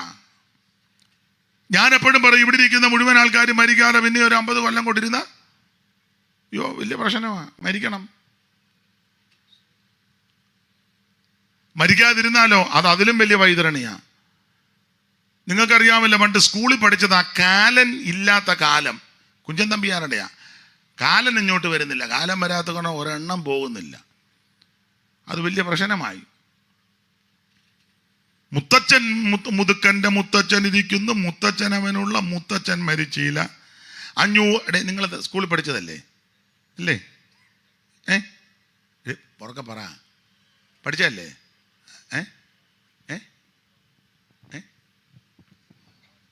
കുറച്ചോ പഠിച്ചതല്ലേ? ആ, പഠിച്ചെന്നാന്നോ ഭാഷമാർ പറഞ്ഞേ? ആ, അതാ ഒക്കെ പഠിക്കണം. ഞാൻ ചൊല്ലും പോലൊന്നും അല്ല സാറന്മാർ ചൊല്ലുന്നത് കേട്ടോ. ഒരു നല്ല രീതിയിലാണ് പഠിപ്പിക്കുന്നത്. മുത്തച്ഛൻ മുതുക്കൻ്റെ മുത്തച്ഛൻ മരിച്ചില്ല, മുത്തച്ഛൻ അവനുള്ള അങ്ങനല്ലേടാ. 500 വയസ്സുള്ള ഈ അമ്മ കൂടെ എഴുന്നേറ്റ് എവിടോട്ട് പോവുക?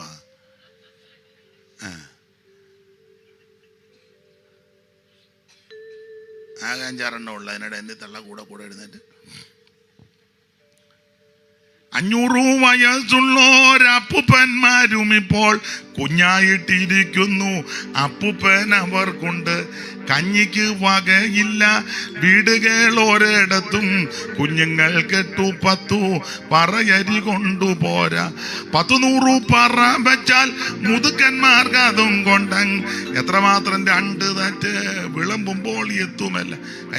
കഞ്ഞി വിളമ്പുമ്പോൾ ചാകാത്തതെല്ലാം വരുമെന്ന്. അത് പ്രശ്നമായി.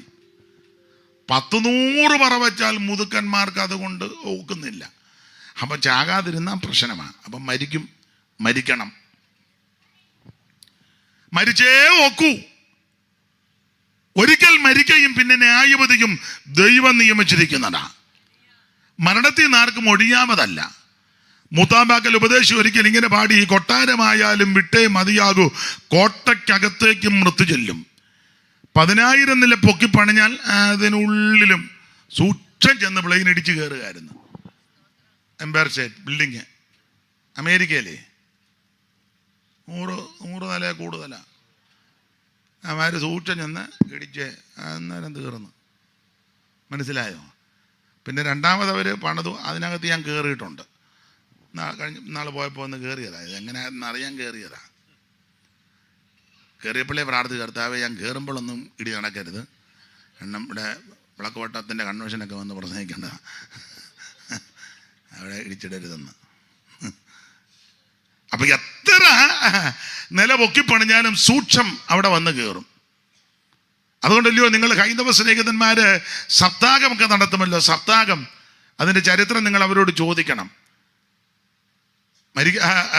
മരിക്കുമെന്ന് പറഞ്ഞ് മരിക്കുകയില്ല, അതിന് പ്രത്യേക സ്ഥലമൊക്കെ നിർമ്മിച്ച് അതിനകത്ത് കയറിയിരുന്ന് പഴത്തിനകത്തൂടെ പുഴുവൻ്റെ രൂപത്തിൽ വന്ന് കയറി മേളിച്ചെന്ന് പഴമെടുത്ത് കഴിച്ച്, അത് ചരിത്രമൊന്നും ഇപ്പം പറഞ്ഞ അവർ പറയും മരിക്കും.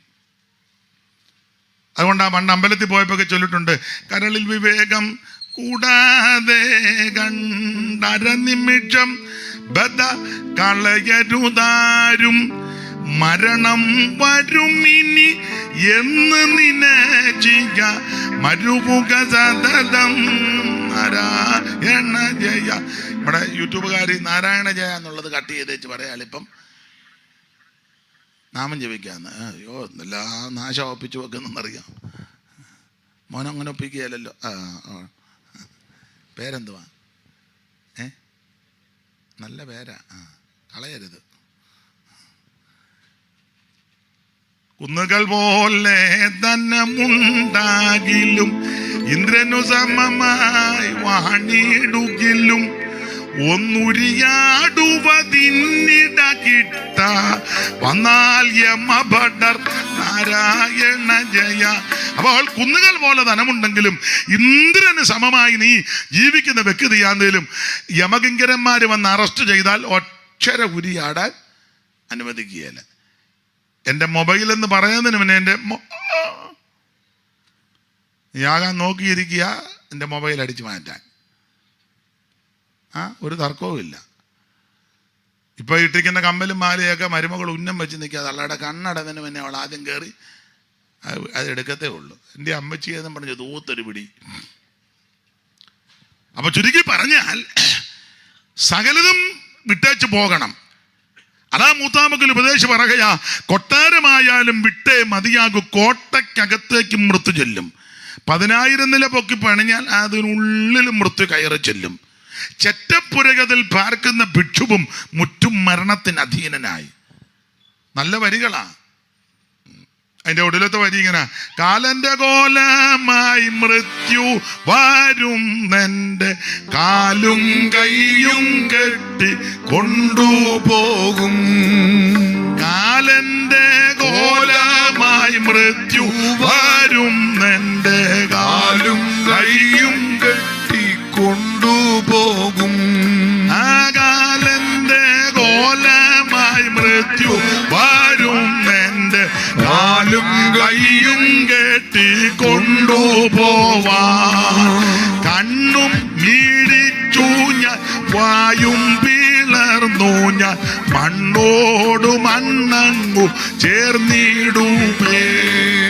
അയ്യോ അയ്യോ എന്നുള്ള അന്ത്യ സ്വരമോർക്കിൽ അയ്യോ എനിക്കൊന്നും വേണ്ട വാരി എന്ന് പറഞ്ഞാൽ ഒടുവിലത്തെ ഒരു വലിവുണ്ട്. ആ വലിവ് ഓർത്താൽ അയ്യോ എനിക്കൊന്നും വേണ്ടാന്ന് ചിന്തിക്കും.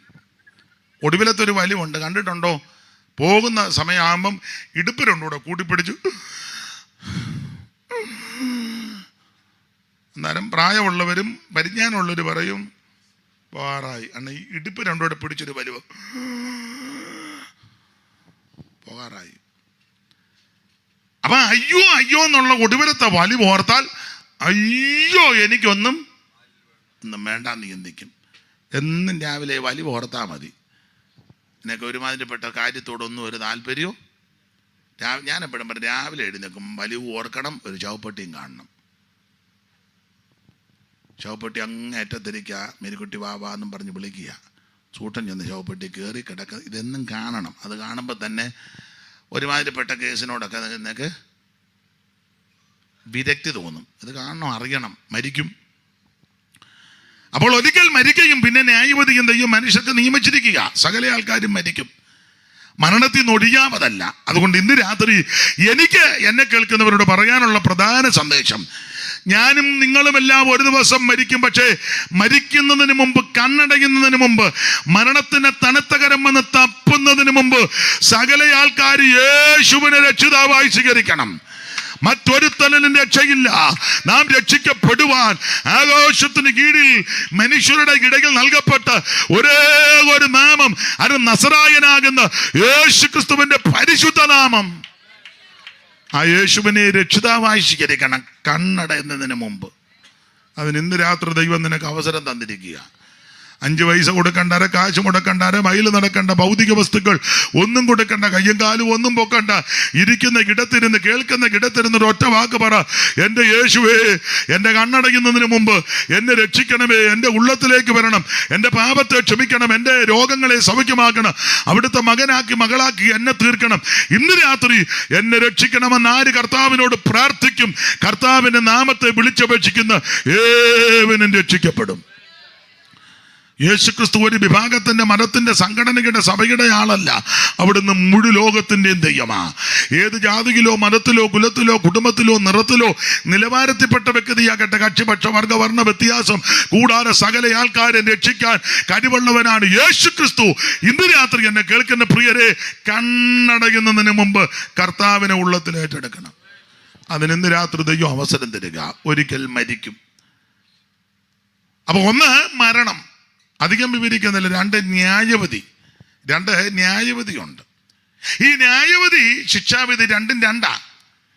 ശിക്ഷാവിധി ദൈവമക്കൾക്കില്ല. അതുകൊണ്ട് ഇപ്പോൾ ക്രിസ്തുവേശുള്ളവർക്ക് ഒരു ശിക്ഷാവിധിയില്ല. പക്ഷെ നമുക്കുള്ളത് ന്യായവിധിയാ. ന്യായവിധി ദൈവമക്കൾക്ക് അല്ല, ദൈവമക്കൊക്കെ ഉള്ളല്ലോ ന്യായവിധി. അല്ലാത്തവർക്ക് ശിക്ഷാവിധിയാ. നമുക്ക് ന്യായവിധിയാ. എന്തുവാ ഈ ന്യായവിധി?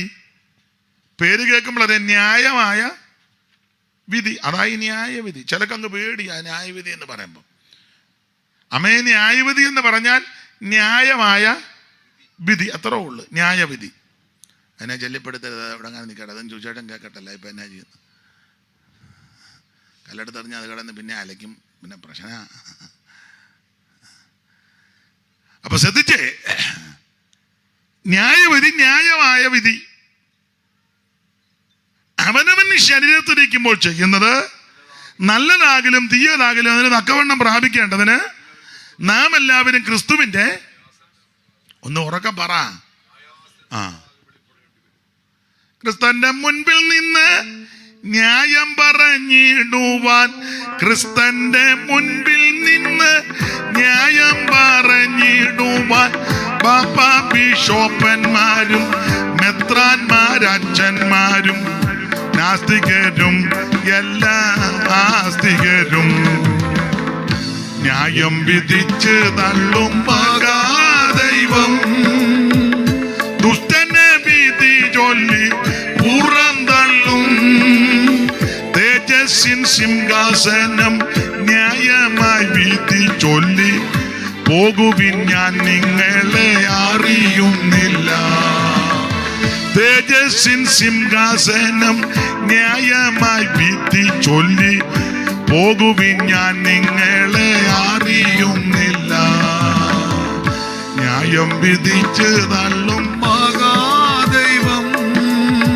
യവനായ കൂട്ടങ്ങളും കത്തോലിക്കരുമെല്ലാം, യവനായ കൂട്ടങ്ങളും കത്തോലിക്കരുമെല്ലാം, യാക്കോബ്യർ മർത്തോമ്യരും പ്രൊട്ടസ്റ്റ് സംഘങ്ങളും തേജസ്സിൻ സിംഹാസനെ നിന്നിടും നേരം ന്യായം വിധിച്ച് തള്ളും മഹാദൈവം. ദുഷ്ടനെ വിധി ചൊല്ലി പുറന്തള്ളും തേജസ്സിൻ സിംഹാസനം ന്യായമായി വിധി ചൊല്ലി പോകുവിൻ, ഞാൻ നിങ്ങളെ അറിയുന്നില്ല. ന്യായം വിധിച്ചു മഹാദൈവം. കള്ളന്മാർ കൊള്ളക്കാരും കാപട്യ ഭക്തരും, കള്ളന്മാർ കൊള്ളക്കാരും കാപട്യ ഭക്തരും, കള്ളുകുടിയനും വേശ്യാപ്രവർത്തകരും പേരും തിന്മയിൽ സന്തോഷിച്ച മനുജരല്ല ന്യായം വിധിച്ച് തള്ളും മഹാദൈവം. അപ്പൊ ശ്രദ്ധിക്കുക, ഒരു ന്യായവിധിയുണ്ട്. ആർക്കാ ന്യായവിധി? അത് ദൈവമക്കൾക്കാ ന്യായവിധി. അപ്പൊ ശ്രദ്ധിക്കുക, ന്യായമായ വിധി, അതാ വാക്കിന്റെ അർത്ഥം. ന്യായവിധി, ന്യായമായ വിധി എന്ന് പറഞ്ഞാൽ യേശുക്രിസ്തുവിന്റെ ന്യായാസനത്തിന് മുമ്പിൽ നമ്മളെ കൊണ്ട് നിർത്തിച്ച് ന്യായമായിട്ട് വിധിക്കും. രക്ഷിക്കപ്പെടുന്നത് വരെ ചെയ്ത മുഴുവൻ പാപങ്ങളും രക്ഷിക്കപ്പെട്ട് പാപം ഏറ്റു പറഞ്ഞപ്പോൾ യേശു ക്ഷമിച്ചു. അത് സമുദ്രത്തിന്റെ അടിത്തട്ടിൽ ഇടുവന്ന അങ്ങനെ അടിഞ്ഞേക്കാൻ. അപ്പൊ നിന്റെ പാപങ്ങളെ സമുദ്രത്തിന്റെ ആ വാക്യം ഒന്ന് വായിച്ച മീഖാ പ്രവചനം 7-ാം അധ്യായത്തിന്റെ 19-ാം വാക്യമാ. ഒന്ന് വായിച്ചു. മീഖാ 7:19. അവൻ നമ്മോട് വീണ്ടും കരുണ കാണിക്കും, നമ്മുടെ അകൃത്യങ്ങളെ ചവിട്ടിക്കളയും, അവരുടെ പാപങ്ങളെ ഒക്കെയും നീ സമുദ്രത്തിന്റെ ആഴത്തിലിട്ട് കളയും. അവരുടെ പാപങ്ങളെയൊക്കെ നീ സമുദ്രത്തിന്റെ ആഴത്തിലിട്ട് കളയും. അപ്പൊ ശ്രദ്ധിച്ചേ, രക്ഷിക്കപ്പെടുന്ന അന്ന് വരെ ചെയ്ത മുഴുവൻ പാപങ്ങളും അകൃത്യങ്ങളും രക്ഷിക്കപ്പെടുമ്പോൾ പാപം ഏറ്റു പറഞ്ഞ് ഉപേക്ഷിക്കുമ്പോൾ യേശു ക്ഷമിക്കും. അത് സമുദ്രത്തിന്റെ ആഴത്തിലിട്ട് കളയും. എന്നാൽ രക്ഷിക്കപ്പെട്ടതിന് ശേഷം മരണം വരെ അല്ലെ കാകള ധ്വനി വരെ ചെയ്തിട്ടുള്ള സകല വിഷയങ്ങൾക്കും ദൈവം ന്യായം വിധിക്കും. വാക്കുകൾക്ക് ന്യായം വിധിക്കും, പ്രവർത്തികൾക്ക് ന്യായം വിധിക്കും, ചെയ്വനകൾക്ക് ന്യായം വിധിക്കും, സംസാരത്തിന് ന്യായം വിധിക്കും, കേട്ട വിഷയത്തിൽ ന്യായം വിധിക്കും, കൊടുക്ക വാങ്ങൽ എല്ലാത്തിലും ദൈവം ന്യായം വിധിക്കും. അത് പ്രമാണമാണ്. ഏക്കാതെ വരുമ്പോൾ അതെല്ലാം വെളിപ്പെടുത്തി കാണിക്കും. അപ്പൊ പണ്ട് ഞാൻ പ്രസംഗം പറഞ്ഞു, കർത്താവ് കാകളം ധ്വനിക്ക് ഇവിടുന്ന് വിശുദ്ധന്മാരെ ചേർക്കും, അവിടെ ചെന്ന് ന്യായവിധിയാ. അപ്പൊ ന്യായവിധി എന്ന് പറഞ്ഞാൽ ന്യായമായ വിധിയാ, നമ്മൾ ചെയ്തതെല്ലാം വെളിപ്പെടുത്തും. അപ്പൊ ഒരു ബാബുക്കുട്ടി ചോദിച്ചു, എല്ലാം വെളിപ്പെടുമോ എന്ന് ചോദിച്ചു. ഞാൻ പറഞ്ഞു എല്ലാം വെളിപ്പെടും. അയ്യോ, എല്ലാം വെളിപ്പെടും. അവൻ ചോദിച്ചു, ഞങ്ങളുടെ റോസമ്മ കാണുമോന്ന്. റോസമ്മ വെമ്പളയാ. ഞാൻ പറഞ്ഞു റോസമ്മയെ കാണിക്കല, സ്തോത്രം, എനിക്ക് അതറിഞ്ഞാൽ മതി എന്ന് പറഞ്ഞു. അപ്പം റോസമ്മ കാണാതെ ഏതാണ്ടെല്ലാം കുണ്ടാമണ്ടി ഒപ്പിച്ചേച്ചാ ബാബുക്കുട്ടി നടക്കുന്നേ. അതാ പുള്ളി എന്ന് അവള് കാണുമോന്ന്. ഞാൻ പറഞ്ഞു അവളെ കാണിക്കുക, അതാ എനിക്ക് അതറിഞ്ഞാൽ മതി എന്ന് പറഞ്ഞു. സകല വിഷയവും ദൈവം വെളിപ്പെടുത്തും. ദൈവം ന്യായം വിധിക്കും. സ്നാനപ്പെട്ടിട്ടുള്ളോരും മറുപാക്ഷത്തിട്ടമായി പേശിയോരും, സ്നാനപ്പെട്ടിട്ടുള്ളോരും മറുപാക്ഷത്തിട്ടമായി പേശിയോരും, ഭാഷയെ വ്യാഖ്യാനം ചെയ്തവരും വരും, ഭാഷയെ വ്യാഖ്യാനം ചെയ്തവരും വരും, എല്ലാവരും ഒന്നേ മതിയാകും. രാജരാജൻ മഷിക സിംഹാസന പുസ്തകമായി വരുമ്പോ, ഓ രാജരാജൻ മഷിക സിംഹാസന പുസ്തകമായി വരുമ്പോ, കള്ളുകൂടിയന്മാരും പിടിപൊടി വെറ്റില മുറുക്കുകാരും, കള്ളുകൂടിയന്മാരും പിടിപൊടി വെറ്റില മുറുക്കുകാരും, കള്ളവേല ചെയ്തു കൂലി വാങ്ങിച്ചോരും, കള്ളവേല ചെയ്തു കൂലി വാങ്ങിച്ചോരും, കൂലിയെ മോചിച്ച ഏജന്റന്മാർ വരും. രാജരാജൻ മഷി സിംഹാസന പുസ്തകമായി വരുമ്പോ, ഓ രാജരാജൻ മഷിക സിംഹാസന പുസ്തകമായി വരുമ്പോ, ആ തോട്ടത്തിൽ ഏജന്റന്മാർ കങ്കാണിമാർ റൈറ്റർമാരും വരുമേ, തോട്ടത്തിലെ ഏജന്റന്മാർ കങ്കാണിമാർ റൈറ്റർമാരും വരുമേ, മൂപ്പൻ കണക്കനും കപ്പ്യാരും സെക്രട്ടറി, മൂപ്പൻ കണക്കനും കപ്പ്യാരും സെക്രട്ടറി, എല്ലാവരും ഒന്നേ മതിയാകും. രാജരാജൻ മഷിക സിംഹാസന പുസ്തകമായി വരുമ്പോ, അടപാടാൻ നേരമില്ല. ദൈവത്തിന് മഹത്വം. സകല എണ്ണത്തിനെയും ദൈവം ന്യായം വിധിക്കും. പാസ്റ്ററെ ന്യായം വിധിക്കും, പ്രവാചകനെ ന്യായം വിധിക്കും, പ്രവാചകയെ ന്യായം വിധിക്കും, മൂപ്പൻ സെക്രട്ടറി കണക്ക് സകല എണ്ണത്തിനെയും പിടികൂടും. അപ്പോൾ ഒരു ന്യായവിധി ഉണ്ടെന്നുള്ള കാര്യം മറക്കരുത്. അതുകൊണ്ട് ഈ ലോകത്ത് ജീവിക്കുമ്പോൾ നീതിയോടെ, വിശ്വസ്തയോടെ, ന്യായത്തോടെ, പരമാർത്ഥ മനസ്സോടെ വേണം ജീവിക്കാൻ. മറ്റുള്ളവർക്ക് ദോഷമൊന്നും ചെയ്യരുത്. അയലത്തുകാരനെ അതിര് മാന്തരുത്. അയലത്തുകാരുമായിട്ട് വഴക്കുണ്ടാക്കരുത്. മനുഷ്യനെ മനുഷ്യനായിട്ട് കാണണം. ഏത് ജാതിയോ മതമോ കുലമോ അതൊക്കെ മനുഷ്യൻ ഒപ്പിച്ചതാ. പക്ഷെ മനുഷ്യനെ മനുഷ്യനായിട്ട് കാണണം.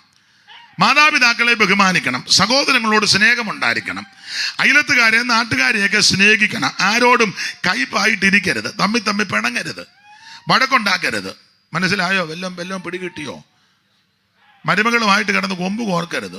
നൈറ്റി എല്ലാം എടുത്തു കുത്തി നിന്നൊക്കെ തന്നെ മര്യാദക്കൊക്കെ ജീവിക്കണം.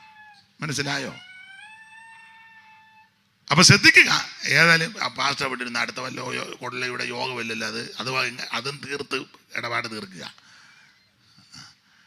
പുള്ളിക്ക് മനസ്സിലായി അടുത്ത വല്ല ഇവിടെ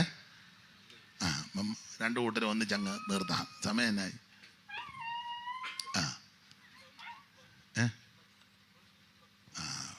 മതി. അപ്പൊ ശ്രദ്ധിക്കുക, സകല ആൾക്കാരെയും ദൈവം ന്യായം വിധിക്കും. അതുകൊണ്ട് ദൈവമക്കളോട് പറയാം, സംസാരം ശ്രദ്ധിക്കണം, ചെയ്വനകൾ ശ്രദ്ധിക്കണം, ഇടപാടുകൾ ശ്രദ്ധിക്കണം, സഹകരണം ശ്രദ്ധിക്കണം. വാക്കുകളെ വരെ ദൈവം പിടിച്ച് ന്യായം വിധിക്കും. മൂഢാന്ന് പറഞ്ഞാൽ അറിയാമല്ലോ, നിസാരാന്ന് പറഞ്ഞാൽ അറിയാമല്ലോ.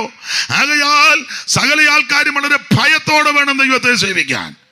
ഒരു ന്യായവിധിയുണ്ട്. ന്യായമായി വിധിച്ചാ പ്രതിഫലം തരുന്നത്. അധികം വിവരിക്കുന്നില്ല. ഒന്ന്, മരിക്കും. രണ്ട്, ഒരു ന്യായവിധിയുണ്ട്. ദൈവത്തിന് മഹത്വം.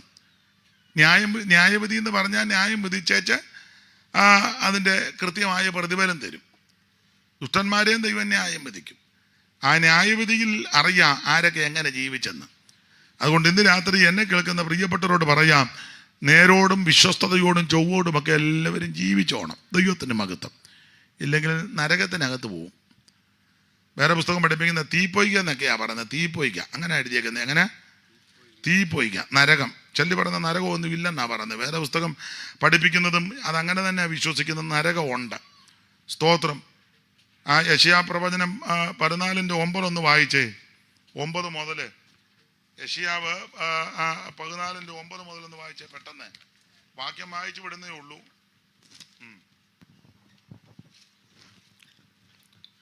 നിന്റെ വരമെങ്കിൽ നിന്നെ എതിരേൽപ്പാൻ താഴെ പാതാളം നിന്റെ നിമിത്തം ഇളകിയിരിക്കുന്നു. നിന്നെ എതിരേക്കാൻ പാതാളം ഇളകി നിൽക്കുക, വേചനം കൊണ്ട് എല്ലാം വേണ്ടി. അത് നിന്നെ ചൊല്ലി സകല ഭൂപാലന്മാരുമായ പ്രേതന്മാരെ ഉണർത്തുകയും ജാതികളുടെ സകല രാജാക്കന്മാരെയും സിംഹാസനങ്ങളിൽ നിന്ന് എഴുന്നേൽപ്പിക്കുകയും ചെയ്തിരിക്കുന്നു. അവരൊക്കെയും നിന്നോട്, നീയും ഞങ്ങളെ പോലെ ബലഹീനനായോ, നീയും ഞങ്ങൾക്ക് തുല്യനായി തീർന്നുവോ എന്ന് പറയും. നിന്റെ ആഡംബരവും വാദ്യഘോഷവും പിന്നെ പാതാളത്തിലേക്ക് ഇറങ്ങിപ്പോയി. പിന്നെ നിന്റെ കീഴെ പുഴുക്കളെ വിരിച്ചിരിക്കുന്നു. അപ്പൊ എന്ന് പറഞ്ഞ കിടക്ക എമ്മമ്പോമിന്റെയും ഡള്ളപ്പിന്റെ അല്ല, പിന്നെ പുഴുവാ. മനസ്സിലാകുന്നുണ്ടോ? പാതാളത്തിലോട്ട് ചെല്ലുമ്പോൾ, നരകത്തിലോട്ട് ചെല്ലുമ്പോൾ പുഴു കിടക്ക. അതിനൊരു കാര്യമുണ്ട്, ഇടയ്ക്കിടയ്ക്ക് പൊങ്ങയും താഴെ ഞാൻ പുഴു ഇങ്ങനെ കിടന്ന് അമ്മമ്മ പുതിയ മെത്തയാന്നല്ലോടി, നല്ല പുഴുവിൻ്റെ പുറത്താണ് വീടാൻ പോകുന്നത്. അവ പുഴു കിടക്കയായിരിക്കും. പിന്നെ പുഴു കിടക്കയായിരിക്കും. പിന്നെ കൃമികൾ നിനക്ക് പുതപ്പായിരിക്കും. നമ്മുടെ പുതപ്പ് കമ്പിളി പുതപ്പൊന്നുമല്ല. ഇപ്പൊ തള്ള കിടന്ന് വടക്ക, ആരാടി എൻ്റെ പുതപ്പെടുത്തോണ്ട് വലിയ ബഹളമാണെന്നറിയാമോ? അവിടെ ചെല്ലുമ്പം കൃമിയാണ്.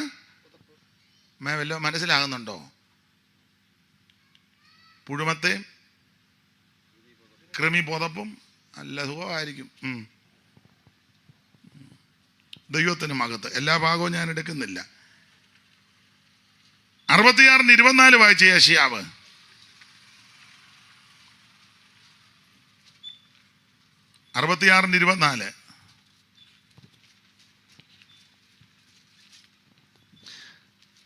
അവർ പുറപ്പെട്ടു ചെന്ന് എന്നോട് അതിക്രമം ചെയ്ത മനുഷ്യരുടെ ശവങ്ങളെ നോക്കും. അവരുടെ പുഴു ചാകുകയില്ല. അപ്പൊ ഈ പുഴു മെത്ത പുഴുവാ. ഈ പുഴു ഒട്ട് യാഗത്തുമില്ല. മനസ്സിലാകുന്നുണ്ടോ? വല്ലോ എല്ലാ ഭാഗവും എടുക്കുന്നില്ല. ഇപ്പൊ നിങ്ങൾ തന്നെ ഇപ്പൊ ചിന്തിക്കുക, അയാൾ വന്നപ്പം മുതൽ മരിക്കുന്ന കാര്യവും നരകത്തിന്റെ കാര്യമായി പറയുന്നെന്ന്. ഇതല്ലേ പറയേണ്ടത്? അതിനാ നിത്യമരണത്തിൽ അകപ്പെടരുത്, നരകത്തിൽ ചെന്ന് വിടുകയും ചെയ്യരുത്. അതിനൊറ്റ മാർഗമേ ഉള്ളൂ, യേശുവിനെ രക്ഷിതാവായി സ്വീകരിച്ച് വിശ്വസ്തരും വിശുദ്ധരുമായിട്ട് ജീവിക്കണം. നരകാഗ്നിയിൽ നരരാകുലരായി എരിയാനിടയാകരുതായതിനായി, നരകാഗ്നിയിൽ നരരാകുലരായി എരിയാനിടയാകരുതായതിനായി, ചൊരിയുന്നവനിൽ ദുരിതങ്ങളെ ശേഷം ഈശൻ കാരുണ്യം കുരിശും നിച്ച തോളിലെടുത്തൊരുവൻ ഗിരിമേൽ കരേറി പോകുന്ന കാഴ്ച കാണീൻ. കുരിശും നിച്ച തോളിലെടുത്തൊരുവൻ ഗിരിമേൽ കരേറി പോകുന്ന കാഴ്ച കാണീൻ. അപ്പൊ ശ്രദ്ധിക്കുക, മർക്കോസ് 9:24 വായിച്ചേ. നമുക്ക് അറിവുള്ള വാക്യം ആങ്കിലും ഒന്ന് വായിച്ചോ. മർക്കോസ് 9:24. ബാലന്റെ അപ്പൻ ഉടനെ നിലവിളിച്ചു. 49. മർക്കോസ് 9:49. അവരുടെ പുഴു ചാകുന്നില്ല, അവരുടെ പുഴു ചാകുന്നില്ല, തീ കെടുന്നതുമില്ല. പിന്നെ എല്ലാവനും തീ കൊണ്ട് ഉപ്പിടും. ഉപ്പുമാങ്ങായിട്ട് വെച്ചതുപോലെ ഇരിക്കും. മനസ്സിലാകുന്നുണ്ടോ? വല്ലോ തീ കൊണ്ട് ഉപ്പിട്ടവിടെ എന്നാ ഞാൻ പോകുകയല്ല. സകല എണ്ണത്തിനെയും, ദൈവത്തെ വിളിക്കാത്ത സകല എണ്ണത്തിനെയും, ദൈവത്തെ ആരാധിക്കുന്ന സകല എണ്ണത്തിനെയും തീ കൊണ്ട് ഉപ്പിടും. പുഴു ചാകുന്നില്ല, തീ ഒട്ട് കെടുന്നുമില്ല. പുഴു ആ മെത്ത, കൃമി ആ പുതപ്പ്, ബാക്കി വാക്യങ്ങളെല്ലാം എടുപ്പിക്കുന്നില്ല. ഗന്ധകം കത്തുന്ന തീ പൊയ്ക, അത് രാപകല. അവിടെ ദണ്ഡനമാ, കരച്ചില്, പല്ലുകിടി, ഇതെല്ലാം പ്രശ്നങ്ങളാണ്. ഇത് ലാഘവബുദ്ധി എടുക്കരുത്, നിത്യനരകത്ത് ചെന്ന് പെടരുത്. അതിനുള്ള കാര്യമായി പറഞ്ഞത് യേശുവിനെ രക്ഷിതാവായി സ്വീകരിക്കണം. യേശു നിന്നെ രക്ഷിക്കും, യേശു നിന്നെ വിടുവിക്കും. കെടാത്ത തീയിൽ നിന്നും, ചാകാത്ത ആ പുഴുവിൻ്റെ പിടിയിൽ നിന്നും രക്ഷിക്കാൻ കഴിവുള്ളവനാണ് യേശു ക്രിസ്തു. ദൈവത്തിന് മഹത്വം. അപ്പോൾ ഓടിച്ചവസാനിപ്പിക്കുക. 1, ഒരിക്കൽ മരിക്കും. 2, ഒരു ന്യായവിധി ഉണ്ട്. 3, യേശു ക്രിസ്തു വീണ്ടും വരും. 28 വാക്യം 9:28.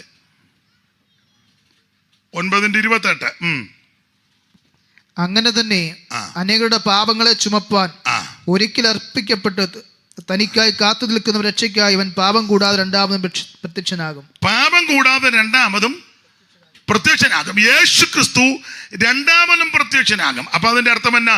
ഒന്നാമത് പ്രത്യക്ഷപ്പെട്ടു. ആ പ്രത്യക്ഷത എന്തിനായിരുന്നു? മനുഷ്യവർഗത്തിന്റെ പാപത്തിന് പരിഹാരം വരുത്തുവാൻ.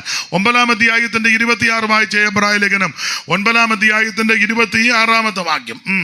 അങ്ങനെ ആയാൽ ലോകസ്ഥാപനം മുതൽക്ക് അവൻ പലപ്പോഴും കഷ്ടം അനുഭവിക്കേണ്ടി വന്നിരുന്നു. എന്നാൽ അവൻ ലോകാവസാനത്തിൽ സ്വന്തം യാഗം കൊണ്ട് പാപപരിഹാരം വരുത്തുവാൻ ഒരിക്കൽ പ്രത്യക്ഷനായി. ലോകാവസാനത്തിൽ സ്വന്തം യാഗം കൊണ്ട് പാപപരിഹാരം വരുത്തുവാൻ ഒരിക്കൽ പ്രത്യക്ഷനായി. അപ്പോൾ ഒരിക്കൽ പ്രത്യക്ഷനായത് യേശു ക്രിസ്തു സകല മനുഷ്യന്റെ പാപത്തിന് പരിഹാരം വരുത്തുവാൻ. അവിടുത്തെ തിരുമരണത്താൽ, തിരുരക്തത്താൽ അത് വിശ്വസിച്ച് ആ രക്തത്താൽ ശുദ്ധീകരണം പ്രാപിക്കുമ്പോൾ മനുഷ്യന്റെ പാപത്തിന് പരിഹാരം വരും. അത് വരുത്തുവാൻ യേശു ഒരിക്കൽ പ്രത്യക്ഷനായി. അവിടുന്ന് തിരുവെടുത്ത് പറഞ്ഞതുപോലെ ജനിച്ചു, ജീവിച്ചു, മരിച്ചു, അടക്കപ്പെട്ട്, തിരുവെടുത്ത് പറഞ്ഞതുപോലെ 3 ഉയർത്ത് അരിമശിഷ്യന്മാർക്ക് പ്രത്യക്ഷപ്പെട്ട് ഒടുവിൽ അന്ത്യകൽപ്പന കൊടുത്തവർ നോക്കി നിൽക്കുമ്പോൾ സ്വർഗത്തിലേക്ക് പോയി യേശു. ആ പോയ യേശു ഇനി എത്രയും താമസിക്കാതെ തിരിച്ചു വരും. അതാ രണ്ടാമത്തെ പ്രത്യക്ഷത. എന്തിനാ യേശു തിരിച്ചു വരുന്നത്?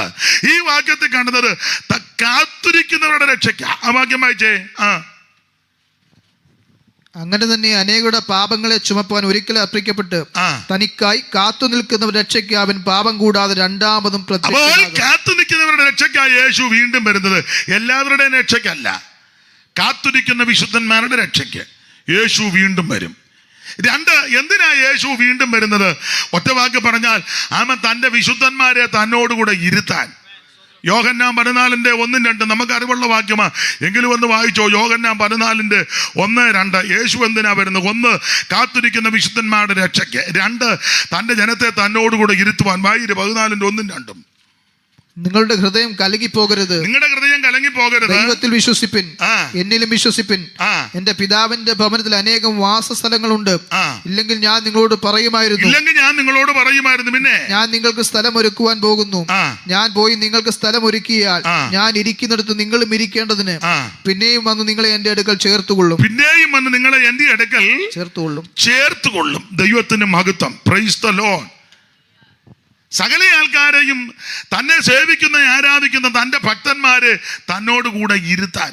അതിനാ യേശു വരുന്നത്. സത്യമായനിലും നിത്യപിതാവിലും, സത്യമായനിലും നിത്യപിതാവിലും സത്യമായി വിശ്വസിപ്പിൻ സന്തതവും നിങ്ങൾ സത്യമായി വിശ്വസിക്കും സന്തതവും നിങ്ങൾ ചിത്തം കലങ്ങിടൊല്ല പോയി വരും ഞാൻ നിന്റെ ചിത്തം കാലങ്ങിടൊല്ല പോയി വരും ഞാൻ പോയി വരും ഞാൻ പോയി വരും ഞാൻ നിന്റെ ചിത്തം കലങ്ങിടൊല്ല പോയി വരും ഞാൻ എൻ പിതാവിൻ കൃപ ഇൻപമേഴും പല എൻ പിതാവിൻ കൃപ ഇൻപമേഴും പല സമൃദ്ധ ഭവനങ്ങൾ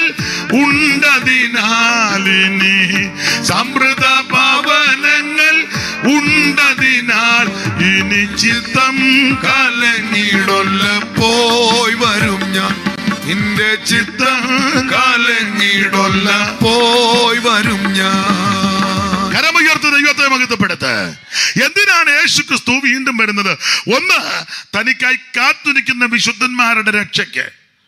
രണ്ട്, തന്നെ സേവിക്കുന്ന തന്റെ ജനത്തെ തന്നോടുകൂടെ ഇരുത്താൻ. മൂന്ന്, സകല ശത്രുക്കളെയും കാൽ കീഴാക്കാൻ. ആ 15:27 ഒന്ന് വായിച്ചോ. കൊരിന്ത്യർക്ക് എഴുതിയ 1-ാം ലേഖനം 15:27.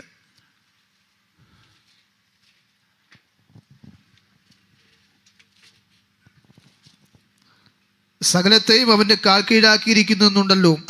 സകലം അവന് കീഴ്പ്പെട്ടിരിക്കുന്നു എന്ന് പറഞ്ഞാൽ സകലത്തെയും കീഴാക്കി കൊടുക്കുവാൻ ഒഴികെ അത്ര സ്പഷ്ടം. സകലത്തെയും അവൻ കാൽ കീഴാക്കാൻ, സകല വിഷയത്തിന്മേലും ജയമെടുക്കാൻ, സകലത്തെയും കാൽ കീഴാക്കാൻ യേശു വീണ്ടും വരും. എന്തിനാ യേശു വീണ്ടും വരുന്നത്? 4, തൻ്റെ ജനത്തെ തന്നോട് അനുരൂപപ്പെടുത്താൻ. അവനെ താൻ ഇരിക്കും പോലെ നമ്മൾ കാണുന്നതാകൊണ്ട് അവനോട് സദൃശന്മാരാകുമെന്ന യോഹന്നാന്റെ 1-ാം ലേഖനം 3-ാം അധ്യായത്തിന്റെ 1, 2, 3 ഒന്ന് വായിച്ചു. ദൈവത്തിന് മഹത്വം.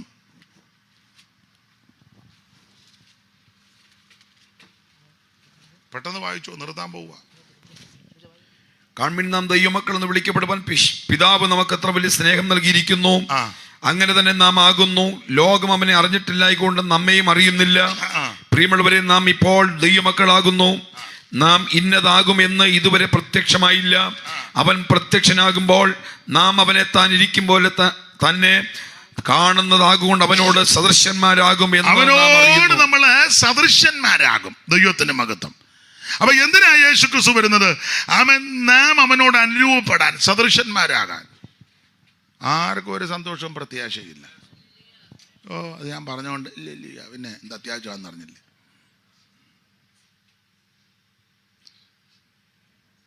ഒരു പ്രത്യാശയില്ല. ഇതിപ്പോൾ കണ്ടിട്ട് പുള്ളി വരികയോ പോവുകയോ എന്തെങ്കിലും ചെയ്തോട്ടെ, പാഷ പെട്ടെന്ന് നിർത്തി ഞങ്ങൾക്ക് വീട്ടിൽ പോകണം. എന്തിനാണ് യേശു ക്രിസ്തു വീണ്ടും വരുന്നത്? ഇതൊക്കെയാ അതിലെ വിഷയം. ഒരു കാര്യമോടെ പറഞ്ഞങ്ങ് നിർത്താം. അത് നമുക്ക് എല്ലാം പ്രത്യാശയ്ക്കാം. മത്തായി 16:27 വായിച്ചു. എന്തിനാ യേശു വരുന്നത്? പറഞ്ഞങ്ങ് നിർത്തുക. മത്തായി 16:27. എന്തിനാ യേശു വരുന്നത്? മനുഷ്യപുത്രൻ തന്റെ പിതാവിന്റെ മഹത്വത്തിൽ തന്റെ ദൂതരുമായി വരും. മനുഷ്യപുത്രൻ തന്റെ മഹത്വത്തിൽ തന്റെ ദൂതന്മാരുമായിട്ട് വരും. അപ്പോൾ അവൻ ഓരോരുത്തരും അവനവന്റെ പ്രവൃത്തിക്ക് തക്കവണ്ണം പകരം നൽകും. പ്രതിഫലം തരാനാണ് യേശു വരുന്നത്. അന്ന് ഇവിടെ നമ്മൾ കർത്താവിന് വേണ്ടി ചെയ്തതും പ്രവർത്തിച്ചതും അതിനെല്ലാം പ്രതിഫലം തരും. ഒരു ഗ്ലാസ് പച്ചവെള്ളം കൊടുത്താൽ അതിനും പ്രതിഫലമുണ്ട്. പഴയ ഉപദേശിമാർ പറയുന്നത് ഞാനൊന്നുകൂടെ ആവർത്തിച്ച് കടമെടുക്കുക. ആ പച്ചവെള്ളം ചൂടാക്കിയാൽ കുറച്ചുകൂടെ പ്രതിഫലം കൂടും. ആ ചൂടുവെള്ളത്തിനകത്ത് ചില തേയിലയോ കാപ്പിപ്പൊടിയോ ഇട്ടാൽ കുറച്ചുകൂടെ പ്രതിഫലം കൂടും. അതിനകത്ത് ചില പാലൂടെ ചേർക്കുകയാണെങ്കിൽ കുറച്ചുകൂടെ പ്രതിഫലം കൂടും. അതിനകത്ത് ചില ബൂസ്റ്റും കൂടെ ഇട്ടാൽ എന്നൊരു തള്ള പറഞ്ഞ് അത്രയും പ്രതിഫലം വേണ്ടെന്ന്. എന്നാൽ ചൂടുവെള്ളത്തിൻ്റെ എങ്കിലും കിട്ടട്ടെ. ദൈവത്തിൻ്റെ മഹത്വം. കർത്താവിന് വേണ്ടി എന്തെങ്കിലും ചെയ്താൽ, പ്രവർത്തിച്ചാൽ സൂക്ഷ്മം അതിന് പ്രതിഫലം തരും. പ്രതിഫലങ്ങൾ വിഭാഗിച്ചു കൊടുക്കും തൻ പേർക്കായി പാർത്തല്ലേ വിശ്വസ്തരായി. പ്രതിഫലങ്ങൾ വിഭാഗിച്ചു കൊടുക്കും തൻ പേർക്കായി പാർത്തല്ലേ വിശ്വസ്തരായി. ജീവിതം ചെയ്താൽ ശുദ്ധിമാന്മാർ ഗണം വാങ്ങിയിടും സമ്മാനം ആ സദസ്സിൽ. ജീവിതം ചെയ്താൽ ശുദ്ധിമാന്മാർ ഗണം വാങ്ങിയിടും സമ്മാനം ആ സദസ്സിൽ. ഹല്ലേലൂയാ ജയം, ഹല്ലേലൂയാ ജയം, ഹല്ലേലെല്ലാം അങ്ങ് തീർന്നു പോകൂ. ഹല്ലേലൂയാ ജയം, ഹല്ലേലൂയാ ജയം, ഹല്ലേലെല്ലാം അങ്ങ് തീർന്നു പോകൂ. ഓ മനസ്സനാകണം നോക്കി നോക്കി നിന്ന് അത്ഭുതപ്പെട്ടിടും ആ സദസ്സിൽ. ഓ മനസ്സനാകണം നോക്കി നോക്കി നിന്ന് അത്ഭുതപ്പെട്ടിടും ആ സദസ്സിൽ. ഇന്ന് രാത്രി എന്നെ കേൾക്കുന്ന പ്രിയരെ, യേശുക്രിസ്തു വീണ്ടും വരും. എന്തിന്? തിരുസഭയെ ചേർക്കാൻ, പ്രതിഫലം കൊടുക്കാൻ, തന്നോട് അനുരൂപപ്പെടുത്തുവാൻ, താൻ ഇരിക്കുന്ന ഇടത്ത് നമ്മളെ ഇരുത്തുവാൻ യേശു വീണ്ടും വരും. ആ വരവിൽ ആരും കൈവിടപ്പെട്ടു പോകരുത്. അതിന് ചെയ്യേണ്ട പ്രധാനപ്പെട്ട കാര്യം മാനസാന്തരപ്പെട്ട് യേശുവിനെ രക്ഷിതാവായി സ്വീകരിക്കണം. 2, വെള്ളത്തിൽ മുങ്ങി പിതാവിൻ്റെയും പുത്രൻ്റെയും പരിശുദ്ധാത്മാവിൻ്റെ നാമത്തിൽ സ്നാനപ്പെടണം. 3, കർക്കശമായി വേർപാട് പാലിക്കണം. അത് കഴിഞ്ഞ് ആമന് ഉപദേശമാണ് അഭിഷേകം പ്രാപിക്കണം, തിരുമേശ എടുക്കണം, കൂട്ടായ്മ ആചരിക്കണം, പ്രാർത്ഥന കഴിക്കണം, ഓരോ ദിവസവും വിശുദ്ധ ജീവിതം നയിക്കണം, ഓരോ ദിവസവും മാനസാന്തരപ്പെട്ട് ദൈവത്തോടും മനുഷ്യരോടും കുറ്റമറ്റ മനസ്സാക്ഷിയോടെ ജീവിച്ച് അനുദിനം മാനസാന്തരപ്പെട്ട് കർത്താവിൻ്റെ വരവിനായിട്ട് നോക്കി പാർക്കണം. അവരെ ചേർക്കാൻ യേശു വീണ്ടും വരും. 3 കാര്യമാണ് ഓർപ്പിച്ചത്. 1, ഒരിക്കൽ മരിക്കും, കണ്ണടയുന്നതിന് മുമ്പ് യേശുവിനെ രക്ഷിതാവായി ചെയ്യണം. 2, ഒരു ന്യായവിധിയുണ്ട്, വാക്കും പ്രവൃത്തിയും ചെയ്വനകളൊക്കെ ശ്രദ്ധിച്ചും സൂക്ഷിച്ചും വേണം. 3, യേശു വീണ്ടും വരും. ആ വരവിൽ ആരും കൈവിടപ്പെട്ടു പോകരുത്. ആമേൻ. വരവിൽ എല്ലാവരും എടുക്കപ്പെടണം. കരമുയർത്തി ദൈവത്തെ മഹത്വപ്പെടുത്താം. എല്ലാവരും ദൈവത്തെ അല്പസമയം സ്തുതിച്ചാട്ടെ. ഈ മഹായോഗത്തിൽ എത്രത്തോളം ദൈവത്തിന്റെ കൃപ ചൊരിഞ്ഞല്ലോ. തന്റെ ദാസനെയും കുടുംബത്തെയും പ്രിയപ്പെട്ടവരെയും കൂട്ടുവേലക്കാരെ ദൈവം ഇതുവരെ ബലപ്പെടുത്തി. എല്ലാവരും അല്പസമയം ദൈവത്തെ സ്തുതിച്ചാട്ടെ. എല്ലാവരും അല്പസമയം ദൈവത്തിന് മഹത്വം കൊടുക്കുക. ഹല്ലേലൂയ. ആ പഴയ പാട്ടിന്റെ ചരണം എല്ലാവരോടും ചേർന്ന് കൈയടിച്ച് പാടാം. നിങ്ങൾ ഇരുന്നുകൊണ്ട് പാടിയാൽ മതി. ഞങ്ങളിവിടെ ഇരിക്കുന്നവരെ എഴുന്നേക്കുക. എല്ലാവരോടും എഴുന്നേറ്റാൽ നിങ്ങളെല്ലാം ഇറങ്ങിപ്പോകും. ആകെ കുറച്ച് പേരേ ഉള്ളൂ. അപ്പം നിങ്ങൾ ഇരുന്നാൽ മതി, ഞങ്ങൾ എഴുന്നേക്കാം. അപ്പോൾ കൈയടിച്ച് 2 ശീല് പാടിയാ മതി. കർത്താവുതൻ ഗംഭീരനാദത്തോടും പ്രധാന ദൈവ ദൂതർശബ്ദത്തോടും കർത്താവുതൻ ഗംഭീരനാദത്തോടും പ്രധാന ദൈവ ദൂതർശബ്ദത്തോടും സ്വർഗത്തിൽ നിന്നിറങ്ങി വന്നിടുന്ന സ്വർഗത്തിൽ നിന്നിറങ്ങി വന്നിടുന്ന എത്രയോ സന്തോഷം, എത്രയോ സന്തോഷം, എത്രയോ സന്തോഷം മധ്യാകാശത്തിൽ. എത്രയോ സന്തോഷം, എത്രയോ സന്തോഷം, എത്രയോ സന്തോഷം മധ്യാകാശത്തിൽ. മണ്ണിലുറങ്ങിടുന്ന ശുദ്ധിമാന്മാർ കാഹളനാദം കേൾക്കുന്ന മാതയിൽ. മണ്ണിലുറങ്ങിടുന്ന ശുദ്ധിമാന്മാർ കാഹളനാദം കേൾക്കുന്ന മാത്രയിൽ പെട്ടെന്നുയർത്തുവാനിൽ ചേർന്നിടുമേ, പെട്ടെന്നുയർത്തുവാനിൽ ചേർന്നിടുമേ. തീരാത്ത സന്തോഷം, തീരാത്ത സന്തോഷം, തീരാത്ത സന്തോഷം പ്രാപിക്കും അവർ.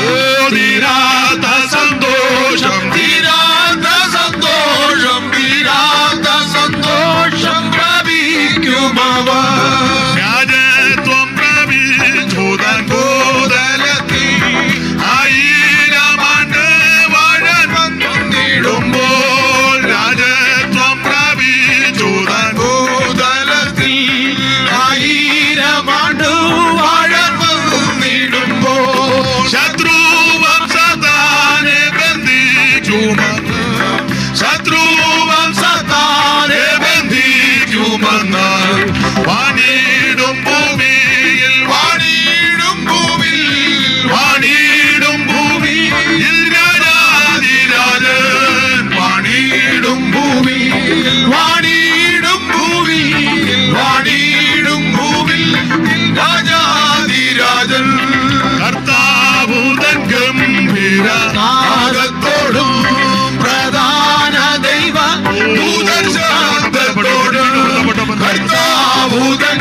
ഗംഭീരനാദത്തോടും പ്രധാന ദൈവ ദൂതശബ്ദത്തോടും സ്വർഗ്ഗദൂതൻ ഇറങ്ങി വന്നിടുമ്പോൾ സ്വർഗ്ഗത്തിൽ നിന്നിറങ്ങി വന്നിടുമ്പോൾ എന്തെന്തു സന്തോഷം എന്തെന്തു സന്തോഷം എന്തെന്തു സന്തോഷം നാം അവർക്ക് എത്രയോ സന്തോഷം എത്രയോ സന്തോഷം എത്രയോ സന്തോഷം ആകാശത്തിൽ എത്രയോ സന്തോഷം എത്രയോ സന്തോഷം എത്രയോ സന്തോഷം മധ്യാകാശത്തിൽ കരമുയർത്തി ഹല്ലേലൂയ പാടാം. ഹല്ലേലൂയ, ഒരിക്കൽ കൂടി ഹല്ലേലൂയ പാടാം. ഹല്ലേലൂയ. ഇരിക്കാം. ഇന്ന് രാത്രി ഇവിടെ വന്ന് ദൈവത്തിൻ്റെ വചനം പറയുവാൻ ദൈവം കൃപ നൽകി. എന്നെ ക്ഷണിച്ച ബഹുമാന്യ കർത്തദാസനും ഇതുവരെയും എന്നെ കേട്ടിരുന്ന ബഹുമാന്യരായ എല്ലാ മാതാക്കൾ, പിതാക്കന്മാർ, കുഞ്ഞുങ്ങൾ, സഹോദരി സഹോദരന്മാർ, സമീപവാസികൾ, സ്ഥലവാസികൾ, ശബ്ദപരിധികൾ ശ്രദ്ധിച്ച ഈ നാട്ടിലെ മാന്യരായ എല്ലാ പ്രിയപ്പെട്ടവർ, ഏവർക്കും ഒരിക്കൽ കൂടി നന്ദി. വിശ്വസ്തരും വിശുദ്ധരുമായി ദൈവത്തെ ഭജിച്ച് നല്ല അവകാശം പ്രാപിപ്പാൻ എന്നെ കേട്ട